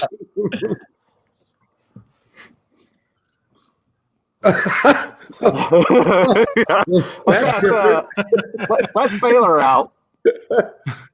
Yeah, so I have Springer Spaniels. Is Clay still around? He is, and he just learned how to open up the sliding screen door. Oh, He's no. 15 and a half years old. And now we're 15 sitting and a in half? He's ancient. He my opens God. it up with his nose and comes in the house. He can get a driver's license awesome. next year. Yeah, he's That's almost old enough awesome. to drive. Yeah, I've been he's still watching. going. That was the first time that I ever seen you and heard your name was on. Gosh, well, it was CZ American Bird Hunter, something like that. Yeah, Gundog TV. Gundog TV, that's right. Gundog TV. Yep. And I can always remember you hunting with Clay in Kansas. Here is Sailor. Where's my buddy? Where's that buddy? Come here, buddy. Come here, buddy. Oh, that's a good dog. We love a good dog. We do love a good dog. There he is. Oh, he's a good-looking boy. You got some nice paws on him. He's a big dog. He's 62 pounds. Is he really? That's a big Springer. He's a big old Springer. Wow. Now, Springers are usually like 45, 50, maybe a big Springer. Yep. He must have put on his COVID weight like I did. Andrew giving Doug shit about not having a real bird dog. Oh, He's a lover. I love him. Oh. This is like my. I got another one. His brother's in the truck too. Guinness. His name's Guinness.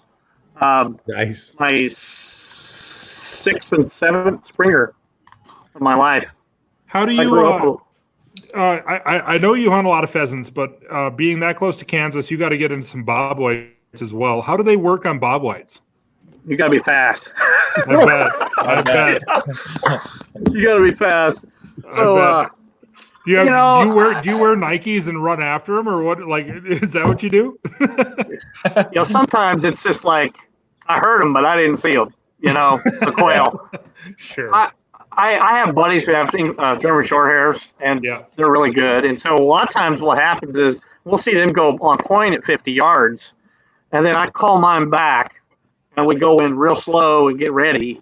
And then it's just like, okay, as soon as my dogs see those dogs frozen like statues, man, they're in there, man. They know what that means. And they come in full bore, and it's on. But, sometimes you don't get a shot. They're really not made for quail hunting. Sure. Those both sounded like they hit the floor, Tyler. No, actually, they hit the back of the garbage can. No kidding.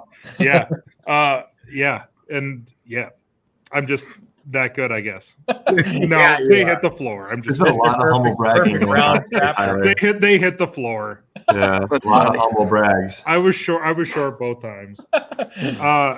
But Springers, I have actually shot a decent amount of pheasants over Springers. That is where they really excel. You get those dogs into some thick cover. some cattails. I've hunted a decent amount in Kansas where you guys are in those damn Phragmites that are about 9 feet tall. I imagine putting a couple of springers and something like that, you're going to get, something's going to happen. Whatever's in there's coming out. Yeah, for sure. Whether it's a pheasant or a raccoon or whatever, they're coming out of there. That's sure. They're just fun.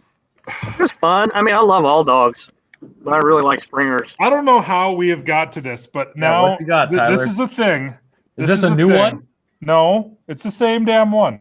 Okay. There we go. What is that, your bathroom candle? It's Peach Bellini Tropical Getaway Mango Smoothie. Now, let me ask you this. Yes. How did you acquire that candle? Is that something that you went out to purchase? Yeah. I'm just asking. I didn't know if it was a gift or... No. Who would give... Okay. Whoever would buy me scented candles and send them to me, I would have real reservations about. What about like your grandma or something? Yeah. No, she just gives me gift cards to Shields. She knows me. Cool. Yeah, for sure. But I like to smoke Your grandma's cigars. a degenerate gambler. She is that too. Yes, she is. But I like to no, Brett. They don't question my candle taste.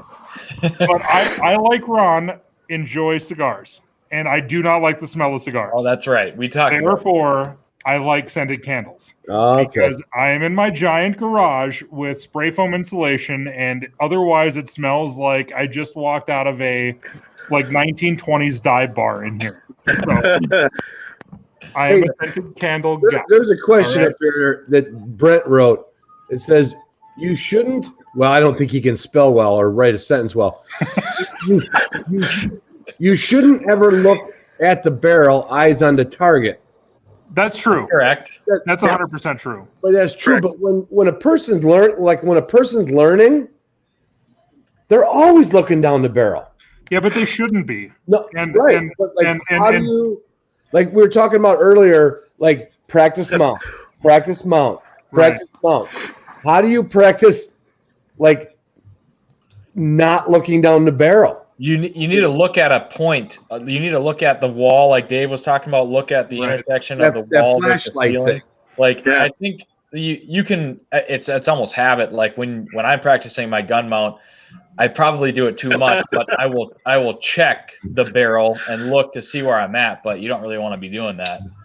Well, I just to say, Brent, I like that flashlight thing, so I'm gonna tell him that's what he needs to do. So one thing about that flashlight, before we start talking about bubble bath, one thing about a flashlight is if this is on the wall and half of it's on the ceiling and half of it's on the wall, you're really, because you think about it, that's just looking where the shot would be in your mind. You have to have an imagination. Really, where you should be looking is beyond that, because that's all peripheral. That's the gun and where the shot's being delivered. If you look at the edge of where the light is, you got to think about in terms of lead. The bottom line is it just helps you move the gun and control the muzzle. It's not realistic on where you're shooting. Yeah. It's just it just gives you a feel of how the you're handling the gun. It makes you smoother. Yeah. Right. Bottom line is 110% of your energy should be on that pheasant's head. Yes. Or that ring, or that clay target. I like looking at clays and finding shadows and rings, hot spots, dark spots. Like a trap shooter, they don't really see the orange, they don't really see the black. They shoot the line between the two. Right. Yeah. The thing about trap shooting as well is that even when you hit a target, you should be watching how you hit that target, right? So if you got a bird that's peeling off to the right, and you just chip the front end of it, you know that you were in front of that bird. So you can still learn and kind of adjust. If you get a straightaway bird and you're just hitting part of the target or you're just knocking chips off, if say you're knocking chips off the bottom or whatever, you know that you actually kind of missed that bird. So, I mean, that's something that people should pay attention to a little bit as well. But the way that my grandpa put it, and he's dead now, so everything that he said is law. Okay, that's the way that things work. He said that you aim a rifle, you point a shotgun. You don't aim a shotgun. You're not looking down the barrel. You're not lining sights up. Nothing like that. you point it at what you're shooting at. And the way that he explained it to me is the 3 Bs: butt, beak, bang. Like you pull through the butt, you pass through the beak, and as soon as you see the beak in front of your barrel, you pull the trigger and you're going to hit that bird, right? So I mean, like when you get a crossing bird in any kind of a decent, 20 yards, 30 yards, whatever, if you do something like that, you're actually going to be close to where you need to be. Wait, I'm reading the next question. Why do I feel like Nick would beat Tyler as another? Well, I've never shot around a trap, so I don't. Man, you never have? No, I wouldn't. I would not go out on a limb and suggest that I would beat Tyler, but I will tell you. All right, Nick, I will bet you 1 shot of tequila, and I'll spot you 4 birds. I will try it. I have zero expectation that I'm going to beat you. We can do it when you come up here in September because we have a trap range here in Stanley. So yeah, let's do it. Yeah, we'll plan that for a Friday night for everybody. Yep, absolutely. That's funny. So, Dave, you kind of answered it. That was going to be my next question: is the focus on we're shooting birds in the field. What are you looking at? And you kind of said you're trying to laser focus on the head, or you're trying to really acquire that target in a specific way. You're not just blurred vision looking towards the bird. You're really trying to grab a focus on the target. Yeah, when you're hunting pheasants, you can't shoot hens, so you got to identify your target first. Yeah. Move your body, mount your gun. So it's you got to see it. You can't if you get the gun up too fast, you're just going to miss. You can't miss fast enough. Seems like. You got to look at it, bring the gun in, make a good shot. I mean, you just owe it to your bird, to your dog, and that's why you're out there, is to make good, clean shots. I hunt with some guys that are really fast. It's like, you get there, you've all been on hunts. It's like, man, I got to shoot quick because Joe over here is going to smoke it out from under me. Yeah. Anymore, it's like, if there's a second bird, it's you guys. And my buddy Mike's there. It's like, okay, Mike, you shoot. And then if there's a second bird, then I'll shoot the second bird. Sure. But we just kind of take turns. Yeah. You said something earlier, Dave. You're turning your body. You're bringing the gun up. Would you say it's a recipe for disaster to get that gun in the pocket and then try to do this and this? Is it almost? I'm not saying every time, but is it almost? By the time the gun hits the shoulder, it's time to pull the trigger. You're almost there. I think you still need to get into the gun and hang on to things for about a nanosecond before you torch off around. But not 1 Mississippi, 2 Mississippi. 1 Mississippi. Maybe 1 Mississippi. Yeah. So it'd be like, it's in. Yeah. It's it'll be in. Bang. Yeah. So here's the thing. If you think about it, I got a 6-pound object in my hand. Yeah. 7-pound 12 gauge, 7.5-pound 12 gauge. And I'm walking along and grass is tall, and I'm just getting through this, and we've been walking for a freaking 2-mile run or whatever. I'm tired anyway. So you can't hardly mount the gun and then move because now you don't have any leverage on this object that's in your hand. Plus, you'll get tied up real quick. So if we're right-handed, the barrel's usually pointing off to the left, and we got it like this and we're walking, So that means if the bird flushes out to the right, I have to step and then mount. And so I'm always thinking about stopping. And I plan, so I'm left-handed or right-handed shooter. I'm going to pivot off my left foot and spin, and yell hen, I yell rooster, and just shoot the bird. Actually, I get to the point now where I don't even yell because if I do, those guys are going to shoot the bird out in front of me. But no, that was one thing. Like last year, we were filming Gundog TV, and no one was yelling rooster. So the guy with the camera back there, Tom, was like, "You guys got to start calling the shots because I don't know where to point the camera." I think we were just too cold to do it or something. I don't know. We're not remembering to yell rooster.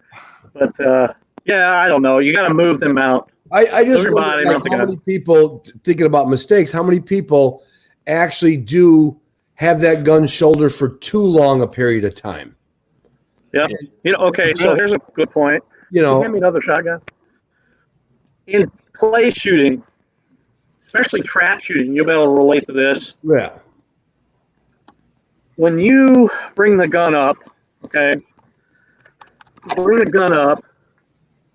and you get ready to say pull, but for whatever reason you haven't said pull yet, and the clock's running, and like extra time's gone by, and you haven't said pull yet. Yeah. And then you say pull and you miss. We only have a programmed set of we have like a programmed set of time. It's like as soon as the gun comes to the face, or as soon as we say, we bring the gun up. Yeah. We only have a certain number of time we can hold that gun into our face before something's going to happen. Otherwise, your mind wanders, and you've now lost connection to what you're doing, and you're going to miss that target. Right. So even on a pre-mounted gun, yeah, it doesn't need to be there very long. Mm-hmm. Right. When I'm teaching people to shoot American trap, I run stopwatches on them. Sure. They bring the gun up. You've probably heard of that. I'll hit the stopwatch as soon as the gun comes to the face. And then I will stop the stopwatch after they fired the shot. Well, and another thing that we see a lot in trap and other games is that you yell pull and a bird doesn't come, right? And then you'll see somebody else, like they'll yell pull, bird doesn't come, then they yell pull, bird comes, miss the bird. Yeah. So like you got to reset. That automatic clock goes off in your head. You need to pull the gun back down, set it off, do whatever you're going to do, reset. And like, it's all in that automatic, like it's all in your head. Everything all right here. There's a timing thing that goes off. And like, it's kind of the same with bird hunting. When you're walking up, say you're like pheasants, rough grouse, quail, whatever, you're walking up, you're kind of like, you're ready for something to happen and it doesn't. And then when you're not expecting it, shit happens, right? Mm-hmm. Like, every time. You need to have that clock in your head, and you need the bird to trigger the clock. You don't need words or anything else. Like if you could, that's why like when you're talking about having a stopwatch, like I can't remember the name of the game, but there's in trap skeet, whatever. There's one where you yell pull, and then there can be up to like a 3-second delay before the bird goes, right? Is that international? International targets. Yeah. Yeah. Like something like that is actually pretty beneficial to practice every once in a while. Or if you're out on a range and you have your friend pulling for you, sporting clays, whatever, put that little delay in there intentionally. Like specifically if you're trying to practice or something like that, because it's going to augment that clock just a little bit. Yeah. And I actually said that wrong. If you're shooting over under a pump, it's when the gun's closed, that's when the stopwatch starts. Right. So whenever you fire the shot, that's when it stops. Sure. And if we're not within about a second of timing, then you're inconsistent. Sure. Straightaway targets are shot quicker than targets that look out to the right or left. Right. Because it takes a little bit more time. They're probably also missed more often too. Yeah, you're right. Well, what happens is if it's coming out of angle, it has to travel a little bit farther to clear the house. Right. In American trap. Right. So, but even in sporting plays, close the gun, stopwatch. And this is just in training when we're training on a particular target presentation, say a crosser or something. Close the gun, watch the target, close the gun, call for the target, make the shot, unload the gun. Once they make the shot, that's when I stop the clock. And then we're just comparing it to see how consistent people are. And a lot of times, new shooters just all over the board. Not that you're trying to be fast, you're just trying to be consistent. Right. Mm-hmm. I know when I got two little, I shouldn't say little 16-year-old kids. We shoot across the street in the hayfield every year, and not that I'm a coach, but I'll watch Hunter and I'll watch Chase, and I go, Chase, why'd you wait so long? You know what I mean? And as soon as he gets back to where he was hitting them at, where it's like almost like whatever it is, 1 Mississippi 2. Mm-hmm. If he waits just an extra second or a half a second, he misses. And I say, get on it. I'll just say, get on it quicker, and he hits it. Sure. Because it didn't spend all that time with him thinking on it. Well, look, it's like Look at the target. Look at the barrel. Look at the target. Look at the barrel. Look at the barrel. Look at the target. Yeah, just instinctual. Look at the Well, they're checking barrel, target, gap between the target and barrel, blah blah blah blah blah. Well, by that time, it's too gone. It's over. It's over with. It's like shooting a cubby-rise bird. Yeah. Like if you start moving your gun around at all, just put your damn gun down. You've already missed. I mean, like save the shells. Like it's the same thing. If you start thinking about it at all, and people are going to think this is off topic, but it's the same way in pool. Like if you start thinking about anything like that, it should just be instinctive. Like you look at something, you do it. You look at something, you do it. And when you start getting good at it, that's the way that it is. Like, I mean, it becomes mechanical almost. You know, it doesn't matter when the bird goes. When the bird goes, everything kind of goes together the same way. Yeah. Right. Yep. Hey, Dave, before we get the right shooting light here, when we practice this on Wednesday night to get our internet set up, you were talking about like how many pellets it takes to break a target. Like I always used to think it was like 1 pellet, 2, and you're like, no, it takes more than a pellet to break a target. Yeah, they say 3 at least. Okay. It takes, to really break one apart. And then you got all those targets in that or those pellets in that shot string behind it that tear apart those other pieces. So and it looks like you pulverized it. When you powder it, yeah. But really, a lot of times it's just the whole rest of the shot hitting the other parts that broke apart. Sure. That blew my mind the other night. I never heard Right. Well, like that pattern sheet that we just looked at that he pulled up, you can see all the little gaps where you could maybe take a target sideways and fit it in there and maybe it wouldn't hit it. Yeah. But all it takes is it takes a couple pellets to break the target, and then those pieces spin out because centrifugal force is spinning. Right. So those pieces move out. And they're getting caught by all they get caught. Exactly. Mm-hmm. Yeah. That literally did blow my mind. I'm like going, man, I think I'm not as good a shot as I am because maybe I really only hit that thing because sometimes when it's really close, it's instant puff. It's powders, yeah. Yeah. But I never thought about the fact that you could like almost crack that target into 3 pieces, and those 3 pieces actually get hit by 5 more pieces of shot, and it looks like a better hit than it was almost. You still probably made a good shot at that point, though, because you got your patterns there. That's why I was talking about, like, when you see a target and you just see, like, just sometimes it's just target come off. Yeah. Or, literally you just cut the target in half and the other half kind of flutters out. Yeah, I've seen that. You should pay attention to those because that tells you what you're doing with your swing. Like, whether it's a mounting problem or whatever it is, if I see a little piece of a bird come off, to me in my mind when I'm trashing, I miss that bird. Yeah. That's a wounded bird, like if you're bird hunting, right? So pay attention to that, and then you can kind of compensate for that as you're kind of going through your round. If you guys can hear that, by the way, it's actually raining here in bird country, which is muy bueno, because we have it's drier than a popcorn fart around here. We haven't had any rain since like October. So really dry. Wow, it rains here every other day.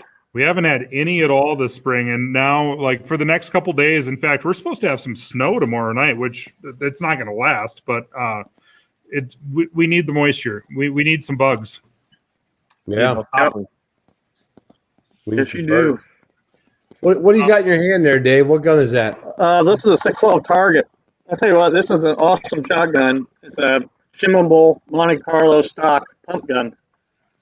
And there for a while, I just had a pair of these and I was carrying around. One had a tight choke, one had a tight choke with an IMOD choke, and then one was a cylinder choke tube. And depending on the target presentation on sporting clays, this is all I shot for like a year and a half with these pumps. And I don't think there's any handicap at all with that shooting sporting with the pump. I didn't have any trouble with it. I shot just as good with these pumps as I did over under. Yeah, for sure. Yeah, unless you're shooting doubles and trap, you're fine with a pump. For sure. Yeah, that's tough. There was only once in a while where you had like a pair of targets like that where they were both going away. Right. Where I felt I had to really erase the pump to get to the next target. Yeah. Sure. But in most cases, you got like an A target, boom, and then B's over here doing something else, and you just pump while you're moving over to the next bird. Not a big deal. Whatever you got, just get out there and go shoot. Yeah. For sure. So, can you kind of tell everybody a little bit about your background? Because I'm not sure 100%. Like, how did you get into what you're doing right now? I mean, were you always kind of like into this as a young guy, or how'd this all happen? Yeah, so I started out hunting and shooting at about the age of 13. I'm 46 when I'm 47 now. And I guess, his dad taking me out and shoot trap with that H&R, and so we started doing that. We hunted birds. When I was younger, we lived in Nebraska. I'm from Texas, but live here in Green Valley, Missouri most of my life. But, the things that, you never know where you're going to go, right? You never know what's going to happen. And in the previous life, I ran a service company, and we repaired all different types of fitness equipment. And I had big accounts like Dick's Sporting Goods, Sports Authority, Sears. And that's my background's in electronics. And so I spent a lot of time running a crew. But if I wanted to go shoot clays on Tuesday afternoon, guess what? I went and shot clay targets. Sure. And so I spent a lot of time shooting because that's what I grew up doing. So it was so near and dear to me that I just never quit. And that's the best thing about this sport. Nowadays, kids can start it in a scholastic clay target program team and do it until they're, 80 years old. It's a lifetime sport. They can do it in grade school. Yeah, you can't do that. You can't play football all your life. You know what I'm saying? So there's certain things you can do, certain things you can't do. Well, I was lucky enough to meet Alice Polocheva, who's the president of CZUSA, and we went and shot together. She hired me, called me. She said, I need to take a lesson. Me and my husband, can you meet us at the club? Blah, blah, blah, blah, blah, back and forth. We had a couple, 3, 4 lessons. Didn't even know who she was. And then one day she calls me. She goes, you should be shooting one of our CZ Sporters. And I was like, what are you talking about? Then she kind of went into this whole thing about who she was and what she did and the fact that they're coming out with this new target gun and that I ought to be shooting one of them. And so I thought that was a pretty good idea. So that was in 2007. And in 2009, she offered me a position as a shotgun product manager for CZUSA. Very cool. So that was in 2009. Yeah. So Dave, you were instructing at a club and she was just shooting at the club? Yep. Boy, that's serendipity right there. And that's something. That worked And so, out well. I met her that way and a couple of different hunts and stuff like that. I was just, because once again, I think I met her as a guide. Yeah, I was guiding because once again, I had a crew of guys out working. I didn't always have to go on the road. Yeah. And I was at the club running my Springer Spaniels I had at the time, and she was there on a hunt, like a continental release hunt or something. And that's how I met her. And then we started shooting clays together, and that's 12 years ago. And that was now she was like you would say like new to like shotgun target shooting, but she's like the real deal with rifle shooting, right? Isn't she? Like she's a real deal with all of it. Well, I heard some story about her. Like I'm exaggerating, of course, but like almost like getting off a horse and shooting prone, and like there's some stories about her that are like the real deal shooting. Yeah. Oh yeah. Yeah. She shot all kinds of different things. Walker crawled, and she's a great person. I really like her and her husband. They're good people, and she's been the reason why CZUSA has been so successful. Mm-hmm. When I started, there was like 23 people that worked at CZUSA, and me and the sales manager, Sherry, she's at the time, we shared an office in a little building. I mean, we were like next to each other in the same room. Yeah. So there was just a handful of people, and now there's 120 people between CZUSA and Dan Wesson. So it's a big, it's a medium-sized company now. Before it was just pretty small, and we're selling more and more guns every year. It's an awesome story. Does she live overseas still? She's from the Czech Republic. She lives in North Kansas City. Just north of Kansas City. Yep. Do we have any private hunting grounds that CZ owns in Kansas? No, but I do have some pretty good places to go. Me and Ron were down there. We needed help. We needed help bad because we struggled. Well, and Ron could have shot prairie chickens, but he was smoking at the time. I quit. Oh. He quit because he couldn't kill prairie chickens. I got to tell you guys a story. So on my computer, which I can't figure out how to show you this. So Justin and I had some cameras out there when we were out there. And after Tyler had left and Brent had left, we were out chasing prairie chickens. And so on the way back, we stunned one. We lost it. It got back up. We lost. Big old walk. 2.5 hours later, I'm heading to the truck. And I'm like, well, okay, I can see the truck. There's not going to be any birds here. So I quit smoking cigarettes, 10 times, but I quit smoking 8 weeks ago. But there I lit up a cigarette, lit it, and like 100 yards from the truck, five chickens get up in front of me. And I got a cigarette in this hand. I'm like, and I'm trying to hold and finally I went boom, boom, and the birds were gone. But the funniest part of it is Justin, being a worse cameraman than me, had the GoPro on while he was walking. So all you see is the grass upside down, and you can actually hear the shots and see the 5 birds flying away. And all of our expletives about the birds and me smoking and everything else. Yeah. Nobody thought that was caught on camera. That's funny. Dave, they always come out when you least expect it, right? Yeah. The sky's starting to look pretty good there. Are you going to go bust some clays for us with some different guns? Yeah. I think we could bang a few targets, I think. I think we could. It's starting to get pretty dark. This will be a first for the Hunter's Happy Hour. How about if my assistant got the button? Yeah, the other night you had to do the button and the gun. I know. Let's see one. Oh, she's glowing. It's glowing. It looks good. I can see that. It looks good. Yeah. I tell you what I'm going to do. I'm just going to bet stand you right can't here. get a target on camera. I bet I can. Well, we need to see it on camera, but we also need to see it with different guns.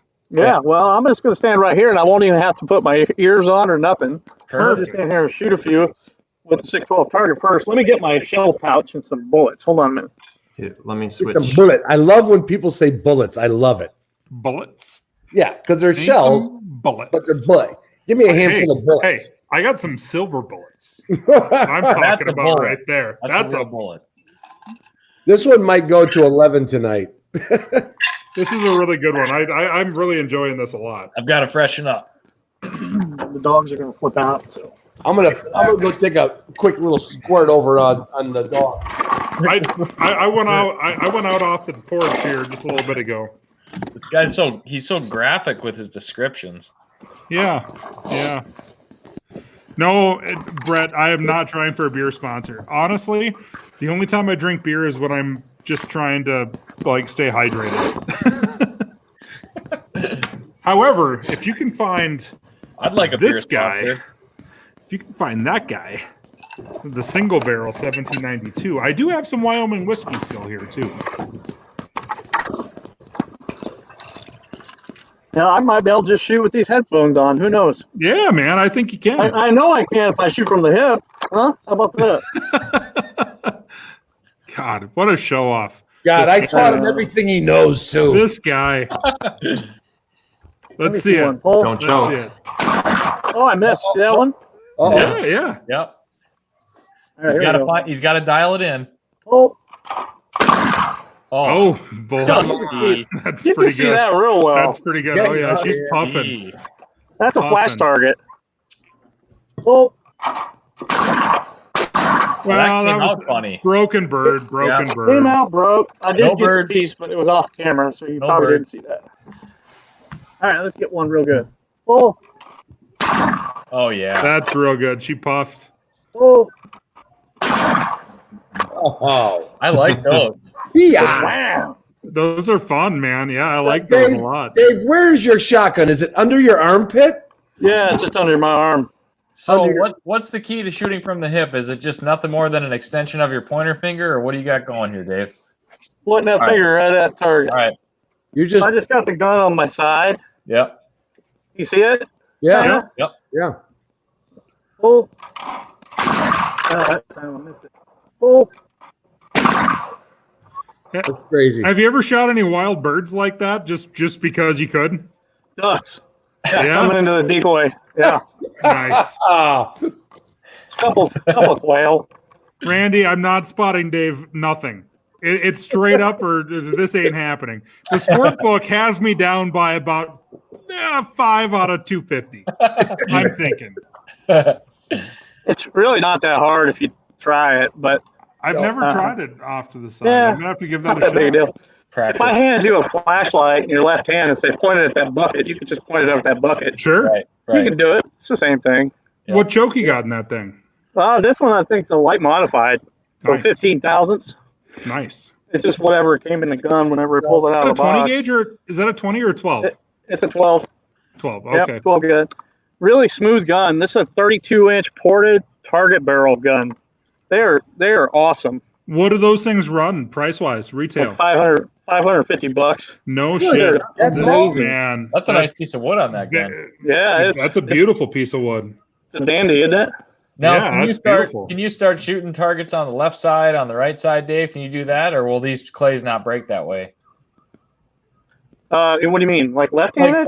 Like if you can you say I'm going to hit this target on the left side? Just hit the left side of it.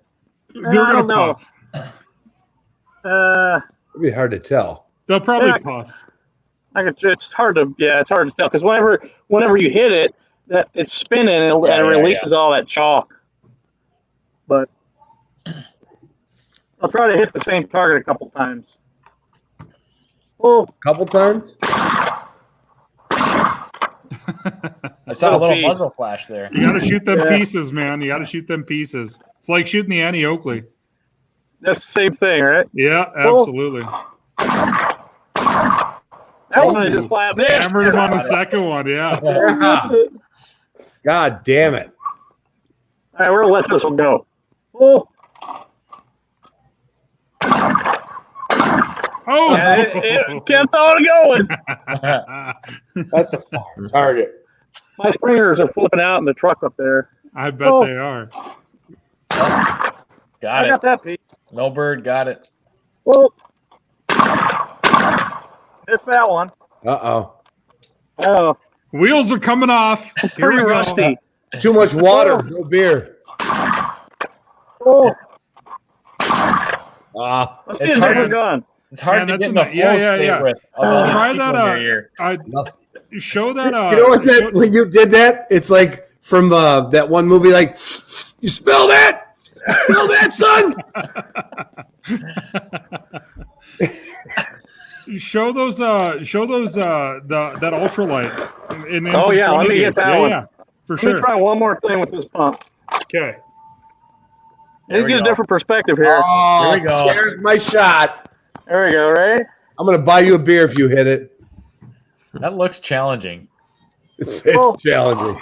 Oh, Oh, you Right there, old baby. hero. Oh, shit. You know what? He's got another shooter off camera. That was for sure That was he a does, good. yeah. That was a good shot because you can see right down the rim, can't you? no. That looked good. Yeah, that looked good. All right. I love that. We'll have to bring this on once a month. How about Upland? The third one over. Under Yeah, 40 that one yards. The pandemic has brought us live shooting from Dave Miller. What will it bring next week? Exactly right, man. Nobody This is knows. fantastic. I'm so Maybe excited. for this. Yellow. The only thing we can do is maybe like a live spay or neuter.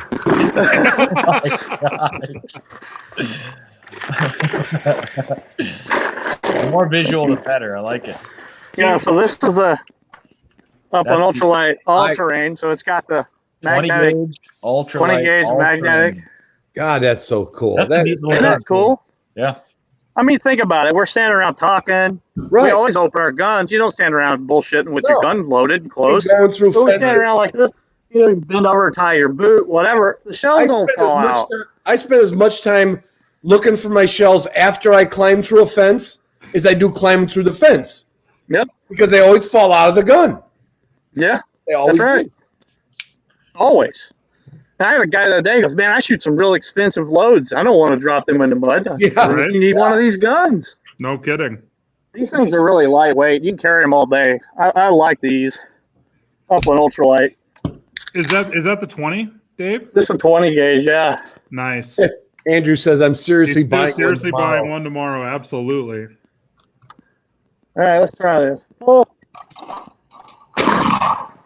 Man. Now watch. I'll try to make the muzzle nice and smooth, right? Yeah. Oh. Boy, those targets puff nice. I like that. I've never shot clays at night. That looks like fun. Oh yeah. Man, I've shot glow in the dark clays before, Nick. It's a riot. Super fun. I've shot them under the lights, but they didn't have that powder. The orange puff. Yeah. Yeah. The powder.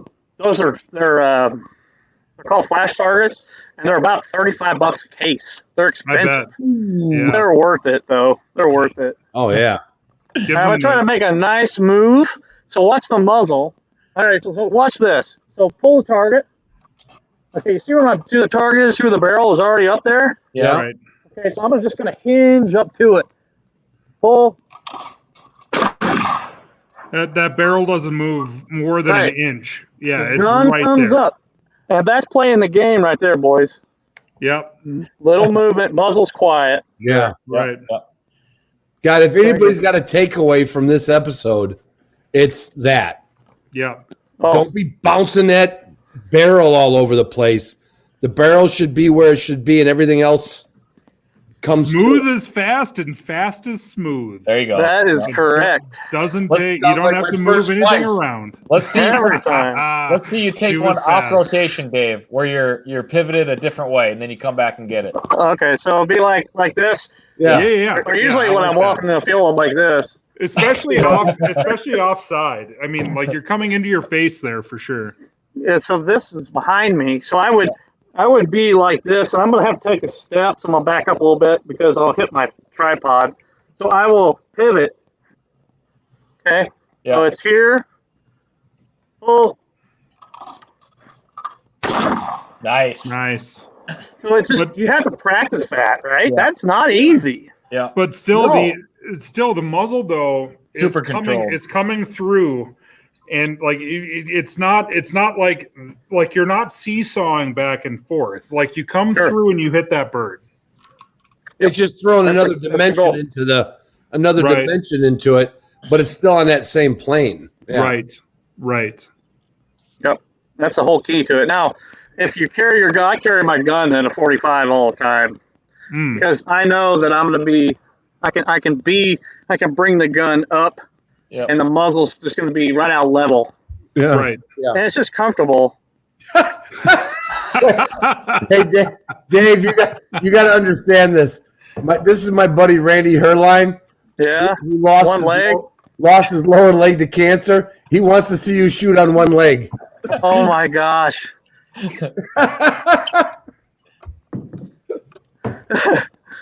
Now, One we don't have leg. a camera. How We about- have to how about- trust you.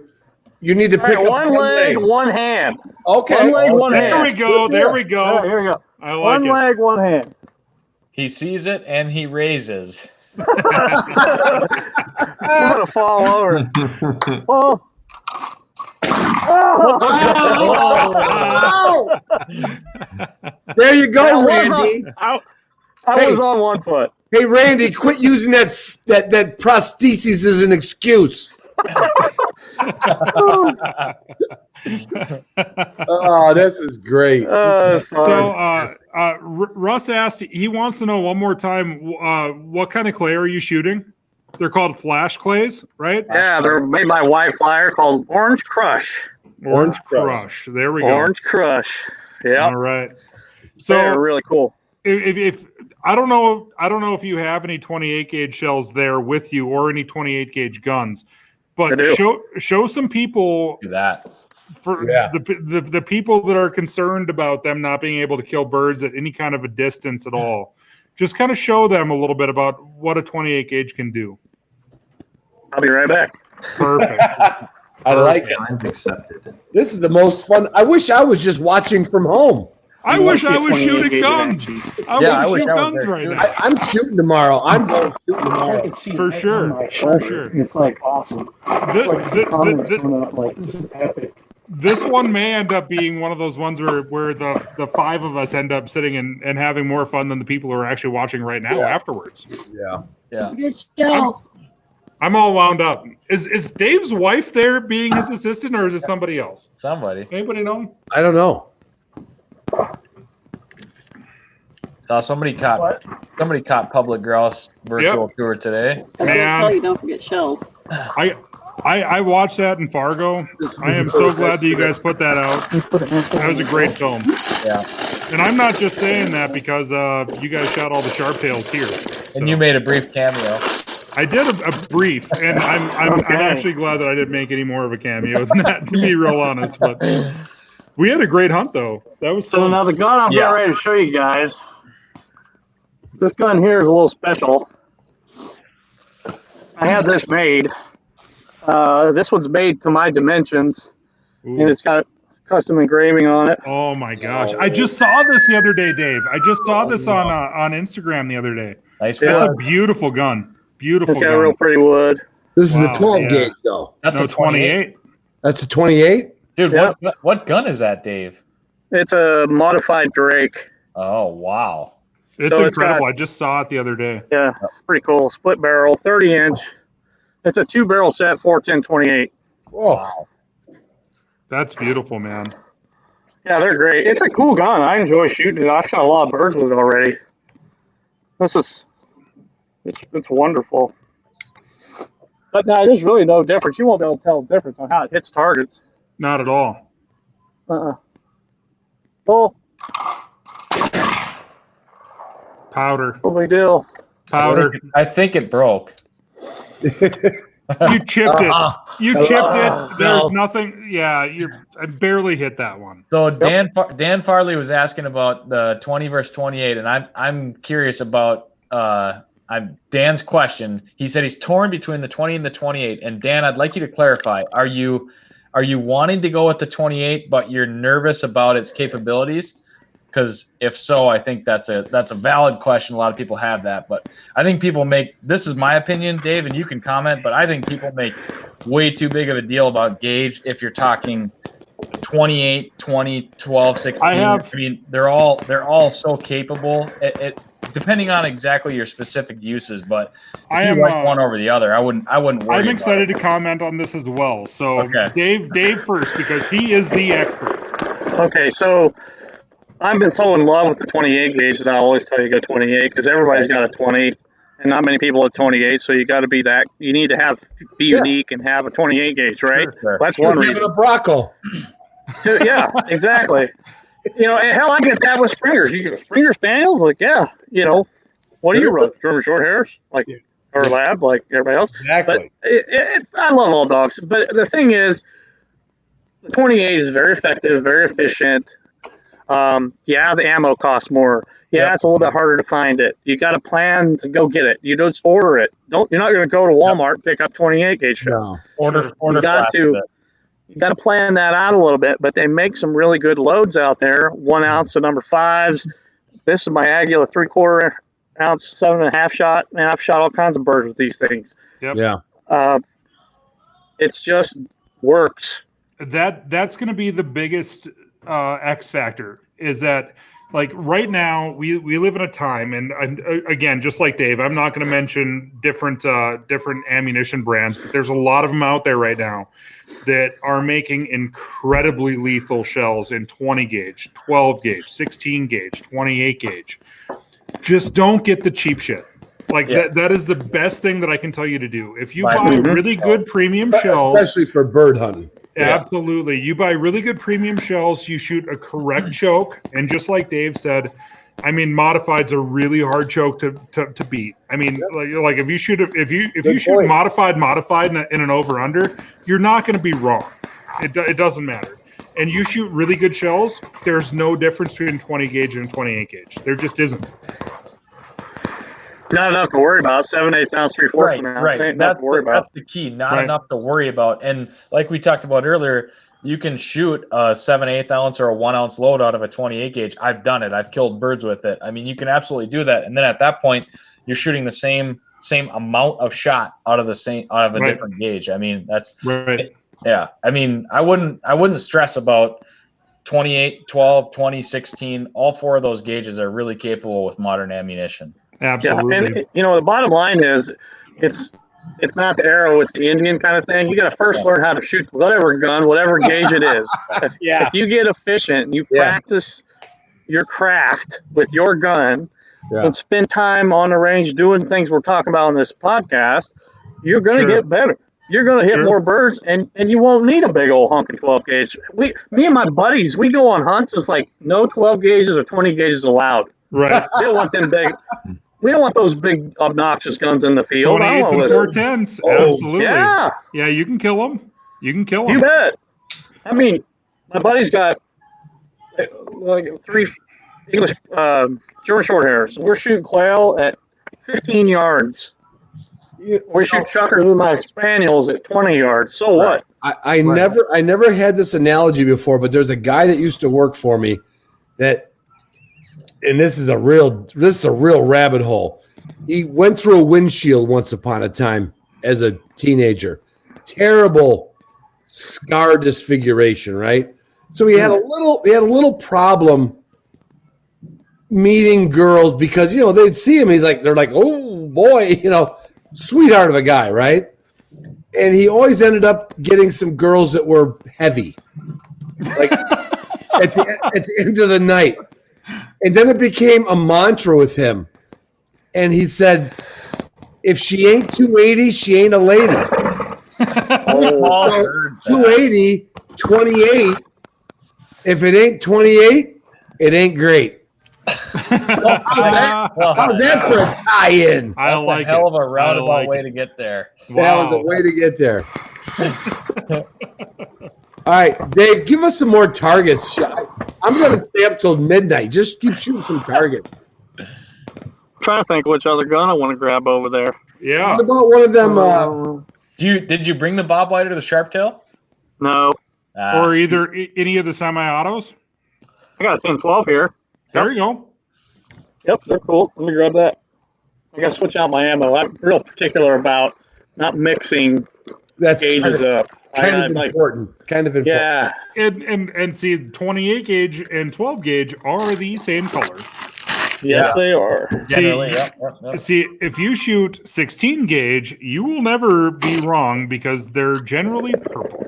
Usually, you know what? Everybody loves a purple shell. Purple and black. Yes. Yeah, they make black ones. Yeah. I've seen some black 12 gauge shells. Remington used to make a black 12 gauge shell. They did. That was a real cheap shell. It was. There was a comment earlier without naming shells. What would you say are the good shells? And just to be real clear, Ron's sponsored by Backridge Ammunition. I've shot it. It's great ammo. I'm sponsored by Boss Ammunition. Great shells. Fantastic ammo. I've shot Federal for a long time. I mean, any of the good premium shells, I would not shoot like literally if it feels like it's too good of a deal, it's too good of a deal. If you if you have to convince yourself, yes, you know the answer. Exactly. I mean, there's some very good Fiachi shells. I mean, just spend the money, get good shells. Seriously, it's the cheapest part of your whole trip. You got an expensive dog, expensive shotgun, expensive truck, expensive trip. Buy good ammo. It's the cheapest thing, and it's going to be the thing that's going to kill more birds for you than anything else. It's funny. My buddy and I, we go to the range, and a guy pulls up in a $80,000 SUV. Yes. With an aluminum trailer and a $30,000 Polaris Ranger on the back. He's shooting a $25,000 shotgun. Yep. And he's shooting the cheapest, shittiest shotgun shell. It's hilarious. Stuff in that thing. And I'm like, dude, you got your priorities all whacked. Yes. The thing that actually kills birds for you should be at least this much higher than the Polaris Ranger. I'm just saying. It doesn't need to be the top of the pyramid, but the thing that actually specifically kills the birds. It's not the gun. It is the pellets coming out of the gun. Spend the money on the shells. It's weird how people don't see it that way sometimes. I know. It's it seems like that's the only thing, everything else is fixed cost. You can't, but I'm going to buy the cheapest shell because I got a good deal on it. Dave, do you remember those shitty Winchester shells they used to sell in Walmart that said ideal for pheasants? They were like $4 a box. Do you remember those? Oh yeah. I wounded and lost more birds because of those shells. It's like, well, geez, it's a number 5 shot. It should kill pheasants, right?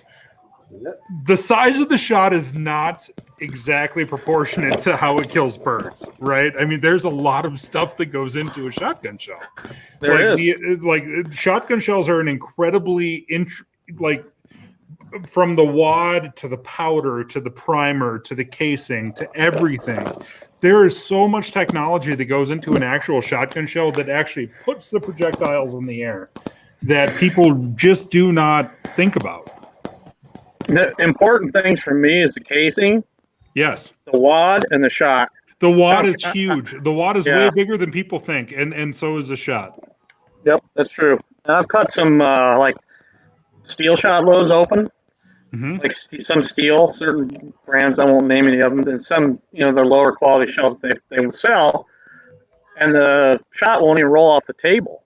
Right. I mean, you put on a pie plate, turn a pie plate like that, it won't roll. Right. Oh, God. I mean, but the mallard's hanging in front of your decoys at 15 yards. It probably doesn't matter. Whatever. Yeah, you can kill it with a pellet gun at that point. And you can still miss it if you just point the gun in the wrong spot. So I don't know. Hey, Anyway, so here is the CZ1012 all-terrain. So it's got that Cerakote as well. That's that's cool. the one you shot at the Guinness World Record, 1012. You got it. This one's this is the all-terrain version, woodstock, sling studs. So it's just like the ultimate waterfowl hunting gun. I really like it. On something like that. Retail, this one is $749 if I remember right. Dave, I'm ordering one tomorrow because I've been shooting the same damn Stoger for about 10 years, and it is now starting to not fire shells. The fire pin has finally gone out of it after about 25,000 rounds. Wow. That gun is awesome, and I know exactly how nice these actually shoulder, and I shoot them very well. That is going to be my new waterfowl gun. Yeah, that's what we did put this one together for. Right. How I got on this whole Cerakote thing, I had the magnetic idea a couple years ago. It's been floating around in my head for a while. But then I went down and hunted on the coast of Texas with some buddies of mine in Port O'Connor, Texas. And we get out on their airboat, and they take me out into this duck blind, and we're going to shoot redhead ducks. And when I'm sitting in the blind, I look over, and one guy's shotgun. I was like, what the hell happened to your gun? I was like, man, that's a such and such model, and that's not very old because that gun hasn't been on the market very long because I know this stuff. And he goes, yeah, I've had it 2 years. This is what the saltwater does to it down here. Annihilated the finish. Oh. Just looked terrible. And I said, 2 years. He goes, oh, yeah, man, saltwater. And I said, I got a solution to that. So this was about 4 years ago. I had a couple guns dipped and sent to those guys, or not dipped, but Cerakoted and sent to those guys. They're still shooting them. They look just about as good as they did whenever they took them out of the box. Wow. So that stuff's really good. So now we're doing it commercially, and it's on the market in 10 different SKUs. Agulus, Russell. Agulus, yeah. And Agulus. They're my shell sponsor. So we have 10 different hinge action guns, and then the 11th Cerakote gun is this 1012. Pretty cool. And it's the same ones that we shot for the Guinness World Record and broke 14,167 targets. Pull.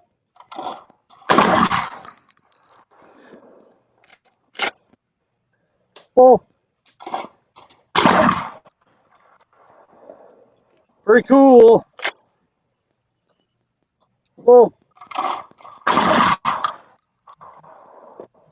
Oh, I got to get down to Missouri with you next week. Damn it. Come on down, man. Pull. Oh. Oh, no. Ah. Pull. There it is. There it is. Pull. Good stuff, baby. That's good shit. I love that. And you It know, doesn't get old. I've had so many guns that, there were, and I like, in fact, I don't like a gun that's all synthetic. I like wood and I like blue steel. But if you go waterfowl hunting, your blue steel is going to go away. You know what I mean? That's. I'm a big fan of this. And I'm not trying to pump sunshine up CZ's skirt, but does anybody else do this Cerakote on their? Yeah. Is that a thing? This gun weighs about 6.5 pounds. Wow. That person who just asked. Yeah, so not very light or not very heavy. Yeah, there are other guns on the market that make Cerakote, so we're not like first at the table with this thing. Yeah. However, we are pretty new. I think we might be the only company. I'm pretty sure we're the only company that makes a side-by-side. Yeah. Brought one. That's Cerakote, because it's weird looking. Most traditional side-by-side shooters look at it and go, what the hell is that? Right. And some guys are like, dude, that's awesome. I could take that out in the rain. I don't care. I'm just going to hunt. Right. Yeah, that's what we made it for. And then the over and under is the same way. There's not any of those on the market that I'm aware of either. They're Cerakote. Yeah. Not yet, TJ. However, the 1012 is shimmable to make cast on. Yeah. Can you get Dave? Can you get the Bob White all terrain in 28 gauge? No, 12 and 20 at this point. Okay. Well, and so the thing is, about a 28 gauge. Is there any all terrain in 28 gauge? Not at this point. Not at this okay. point. And the thing is, it would be cool because it's durable finish. It's all good, but only about half the shells on the market will be magnetic. Sure. Yeah. Most of them are brass. Yeah. Sure. That makes sense. Okay. So, anyway. Yeah. Thanks, Brett. I actually did make that one. So, yeah, he noticed. I didn't hear it rolling, so you made it, did you? Yeah. Swished it. Oh, man. What else do I have over there? I have a 16 gauge. I don't have any shells for 16 What's gauge. that in, though? What's the 16 gauge? A redhead. Oh, redhead. Okay. Yep. I got to show you my turkey gun, too, before we're done. Ooh, I killed a turkey with it this year. Let me so guess. the only thing, 410. no, it's a 12 gauge. All right. The only thing good about this whole coronavirus situation is the fact that I got turkey season back. Right. Because normally I'm at a Girl and a Gun national conference or NRA show. Right. Canceled. So this is the redhead. It's a typical kind of shiny out here in the light. Pretty cool gun. Was that just announced? I feel like I saw something about that. Yeah, it just came out. We've had it this year, but there was just a press release that went out on it. Okay. And so a 16 gauge over under. It is built on a 12 gauge frame. Right. But it's a little fat. She's a little heavy. But it doesn't kick much. Is that Miller or Zara? That's Zara. That was Zara. Yeah. Yeah, pretty cool. And I was I'm still young enough that when I grew up, it was either 12 or 20. I don't remember my dad talking about 16 gauge. I miss that stuff. Mm-hmm. Ron, you probably grew up when they were still slingshots and stuff, right? Yeah. 2-inch 12 gauge. Muzzle loader. Yeah. 2-inch 12 gauge is what he shot. Yeah. On Travis Frank's podcast, I told him my first pheasant was a one and a half or a number one long spring trap. Yep. That goes back a ways. Precludes the pan. But it precludes gunpowder. It's something that I'm actually going to work on out here just to up my numbers a little bit. But no, awesome. Yeah. Where is that, Dave? Where is that long tubed extension tube gun? It's still in the trailer, but I can get it. Kelly, can you grab me that? I think for a finale. For a finale, I'd love to see boom, boom, boom, boom, target. That'd be great. Yeah. Just let it rip. Let me grab my turkey gun. I got to show you this thing real quick. You get that. I'll go pee, and I'll be back. I love it. Tyler, have you shot clays or anything yet? Not this year, no. Not this year? Okay. On the other side. It was hanging on the opposite side. I shot sporting clays for the first time. Got an extended magazine. See, I used to shoot a trap league every year, just as something to kind of fill the summer in. I mean, like our trap league up here was, you shoot 10 rounds over 10 weeks, so it's in 5 years of shooting, I think I shot perfect 250s like 8 times or something like that. So I mean, like trap is kind of like it's fun. And I do get a lot of use out of it because I do like hunt sharptails a lot, and sharptails hunts pheasants are very.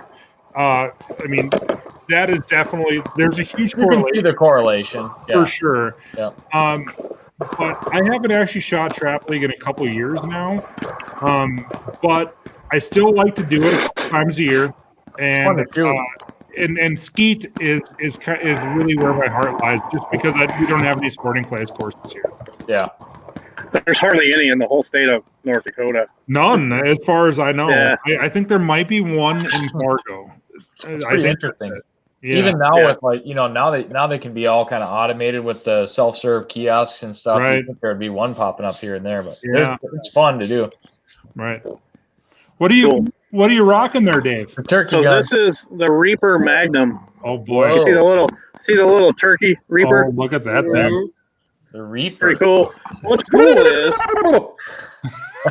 Hey, Ron, I want you to remember you doing that. Yeah, for next week. Next week. Oh yeah, that's right. Next week. Duck, duck, duck, duck. No, just remember the gobble. And Next week. The strut. He's got it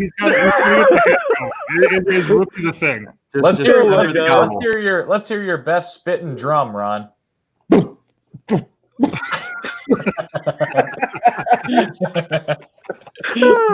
it's awesome. So this is I shot a turkey with it this year. First time I killed one with the Reaper. It's got a pick rail on top that's cut and contoured to the monoblock, so you can get this little vortex. What is this thing, a Viper? Yeah, Venom down really low, so you get really low on it. It's just like pistol sight. I got a bipod on it and a camera. Wow. That's What camera do you have? Do you have the shot cam or the tactic cam? This is shot cam. Shot cam. All right. But I forgot to turn it on, so it didn't do me any good this year. Dang. I got one on my turkey gun, and I'm hoping I don't have this. Well, first of all, I hope I get a shot, but I hope I turn it on. So this bird came in quick, like we were just blind gobbling. It was like 9:30, and then or 8:30. It was like we were getting ready to get up and get out of there. When I'm just calling, and all of a sudden, boom! He's like right 50 yards away, and we see him running down the field, down to the ditch, and he comes up the ditch. I just had time to kind of get in position. Didn't have time to turn the camera on, and he came in at 23 steps, which is like right at about 19 yards from me. I take little steps, and I shot him with cylinder choke number 7.5 shot. nice. Yep. So That's I got cylinder and then extra full. Now, all right, Dave, can you break a clay target with that gun? Yeah, it's got a red dot. I'm gonna turn it on. Try that. Tactical. Come on, let's see Tactical you plays. You got to break a clay target with that gun. Are you going Why to try not? the extra full or the cylinder? I'll do both. Perfect. I like it. Let's see if there's any difference. At this range, I doubt it. I cannot see the rib. I'm just going to use the sight. Yeah. Oh. Uh-oh. There it is. Hammered that one. That would have been full. Let me do it again. I dialed it in at 50 with the tight choke on top. You would set this gun up top barrel with the sight. Wow. Cylinder barrel doesn't matter because it's going to be fine anyway. Yeah. At whatever this is set at for the top barrel. And that bird was right there, and I just hammered it. Well,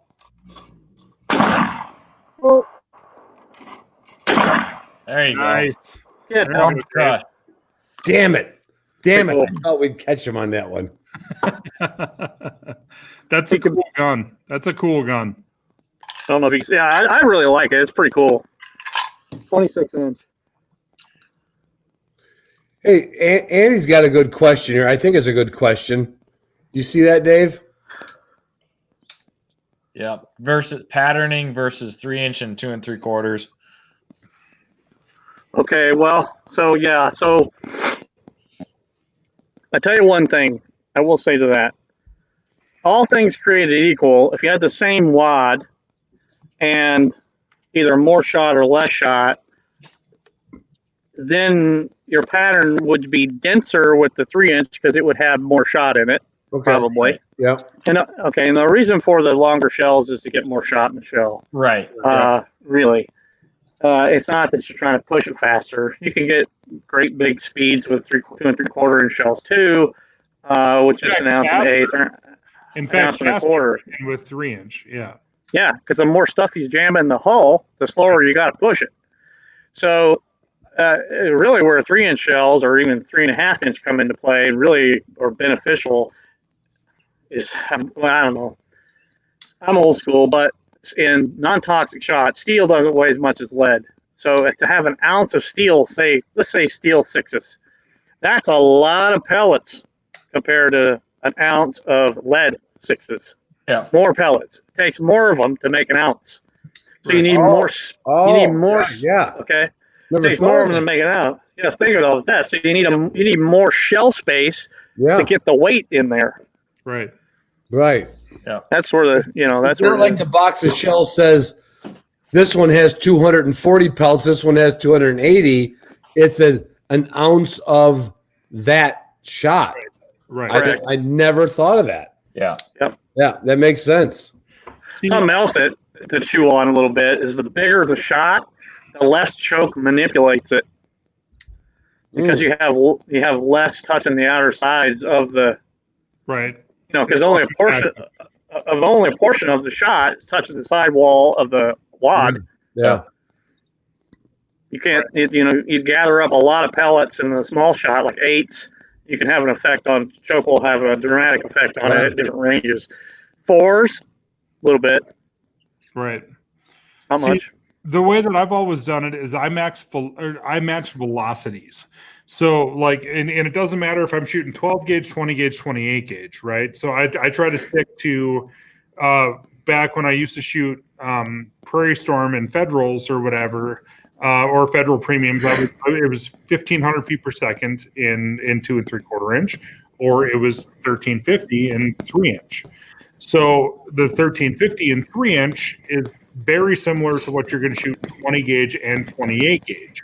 So you don't have to change your lead at all.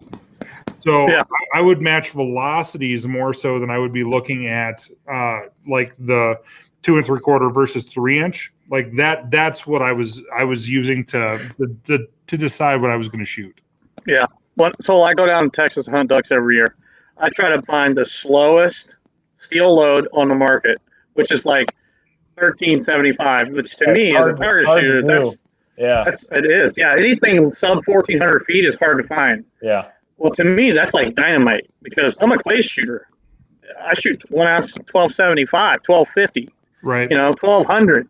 Anything over 1,300 feet is like dynamite. So I try to find something that's not going to kick the hell out of me because I want to make 2 good shots. I want to kill 2 birds out of that wad of ducks that come in, not just 1. Yeah. I want to be fast and quick on the second shot. For sure. Well, is there anything else that we do want to cover before we get off here? I would love to cover that last question I just saw. Yes, that's a good question. Because here's my other story. Going to South Dakota all those years, 20 years ago, my buddy Jerry got a Browning 3.5-inch 100 gold, and he wanted 3.5-inch shell. And so Brent's question is, 3.5-inch is a gimmick for guys that have to compensate. Is there any advantage to a 3.5-inch shell? I'm saying no, but I don't know. I kill a lot of pheasants with 28 gauge, man. Why you gotta have a 3.5-inch? Exactly right. All right, I like it. I shot 3.5-inch shells, and they knock the snot out of your nose. And we're not hunting noses. Right. Man, it is brutal. Ounce and a half,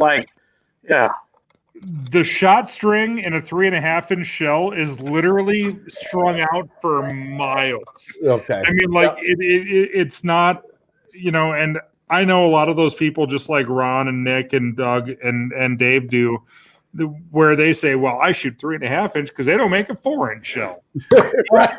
Those guys need to reprioritize exactly what they're trying to do. Yeah, I agree. Dave, are you gonna whack a whole shitload of clays with us? I wish I had another couple more clay targets or so I can get more targets in the air. I haven't shot this gun in a long time, and I don't know how dirty it is. So just go for it. I'm just gonna let it eat a little bit here, see if we can get it warmed up. Pull target. Yeah, Oh, Holy shit! I like that. ATF. Holy fuck! Yeah, was that full auto? No, I was pulling the trigger. Jesus! Oh my god! You think it was full auto? That's awesome, dude. That was fast, man. This sounds like a 1930s gangster movie. Sounded like Call of Duty. Oh yeah. All right, so all right, just hold the button down and give me a bunch of targets, please. I got one carousel stack that's empty, so I only got 7 stacks. Oh yeah. But we'll have stuff to shoot at. It'll be like a change up, Dave. Yeah. Oh yeah. Oh. Oh, I had a jam. Hit it. Got it.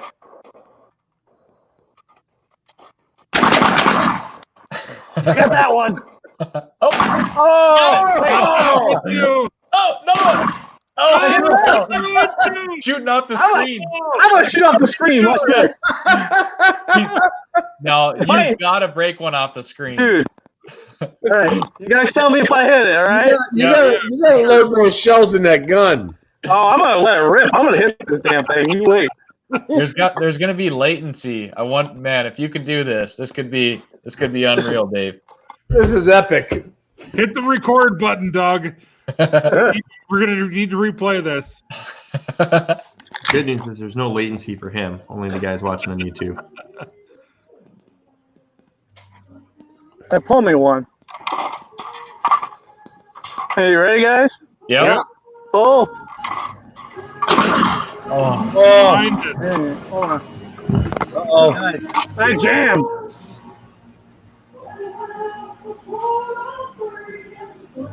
Oh. Oh, bro. Bad target. Oh, the targets are down to nothing. Whoa. Oh. Whoa. I'm going to get one. Whoa. Oh yeah! That's it. You stop right there.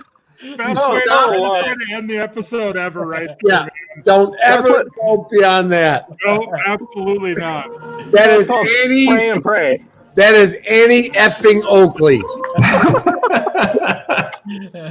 Dave, That was great. man.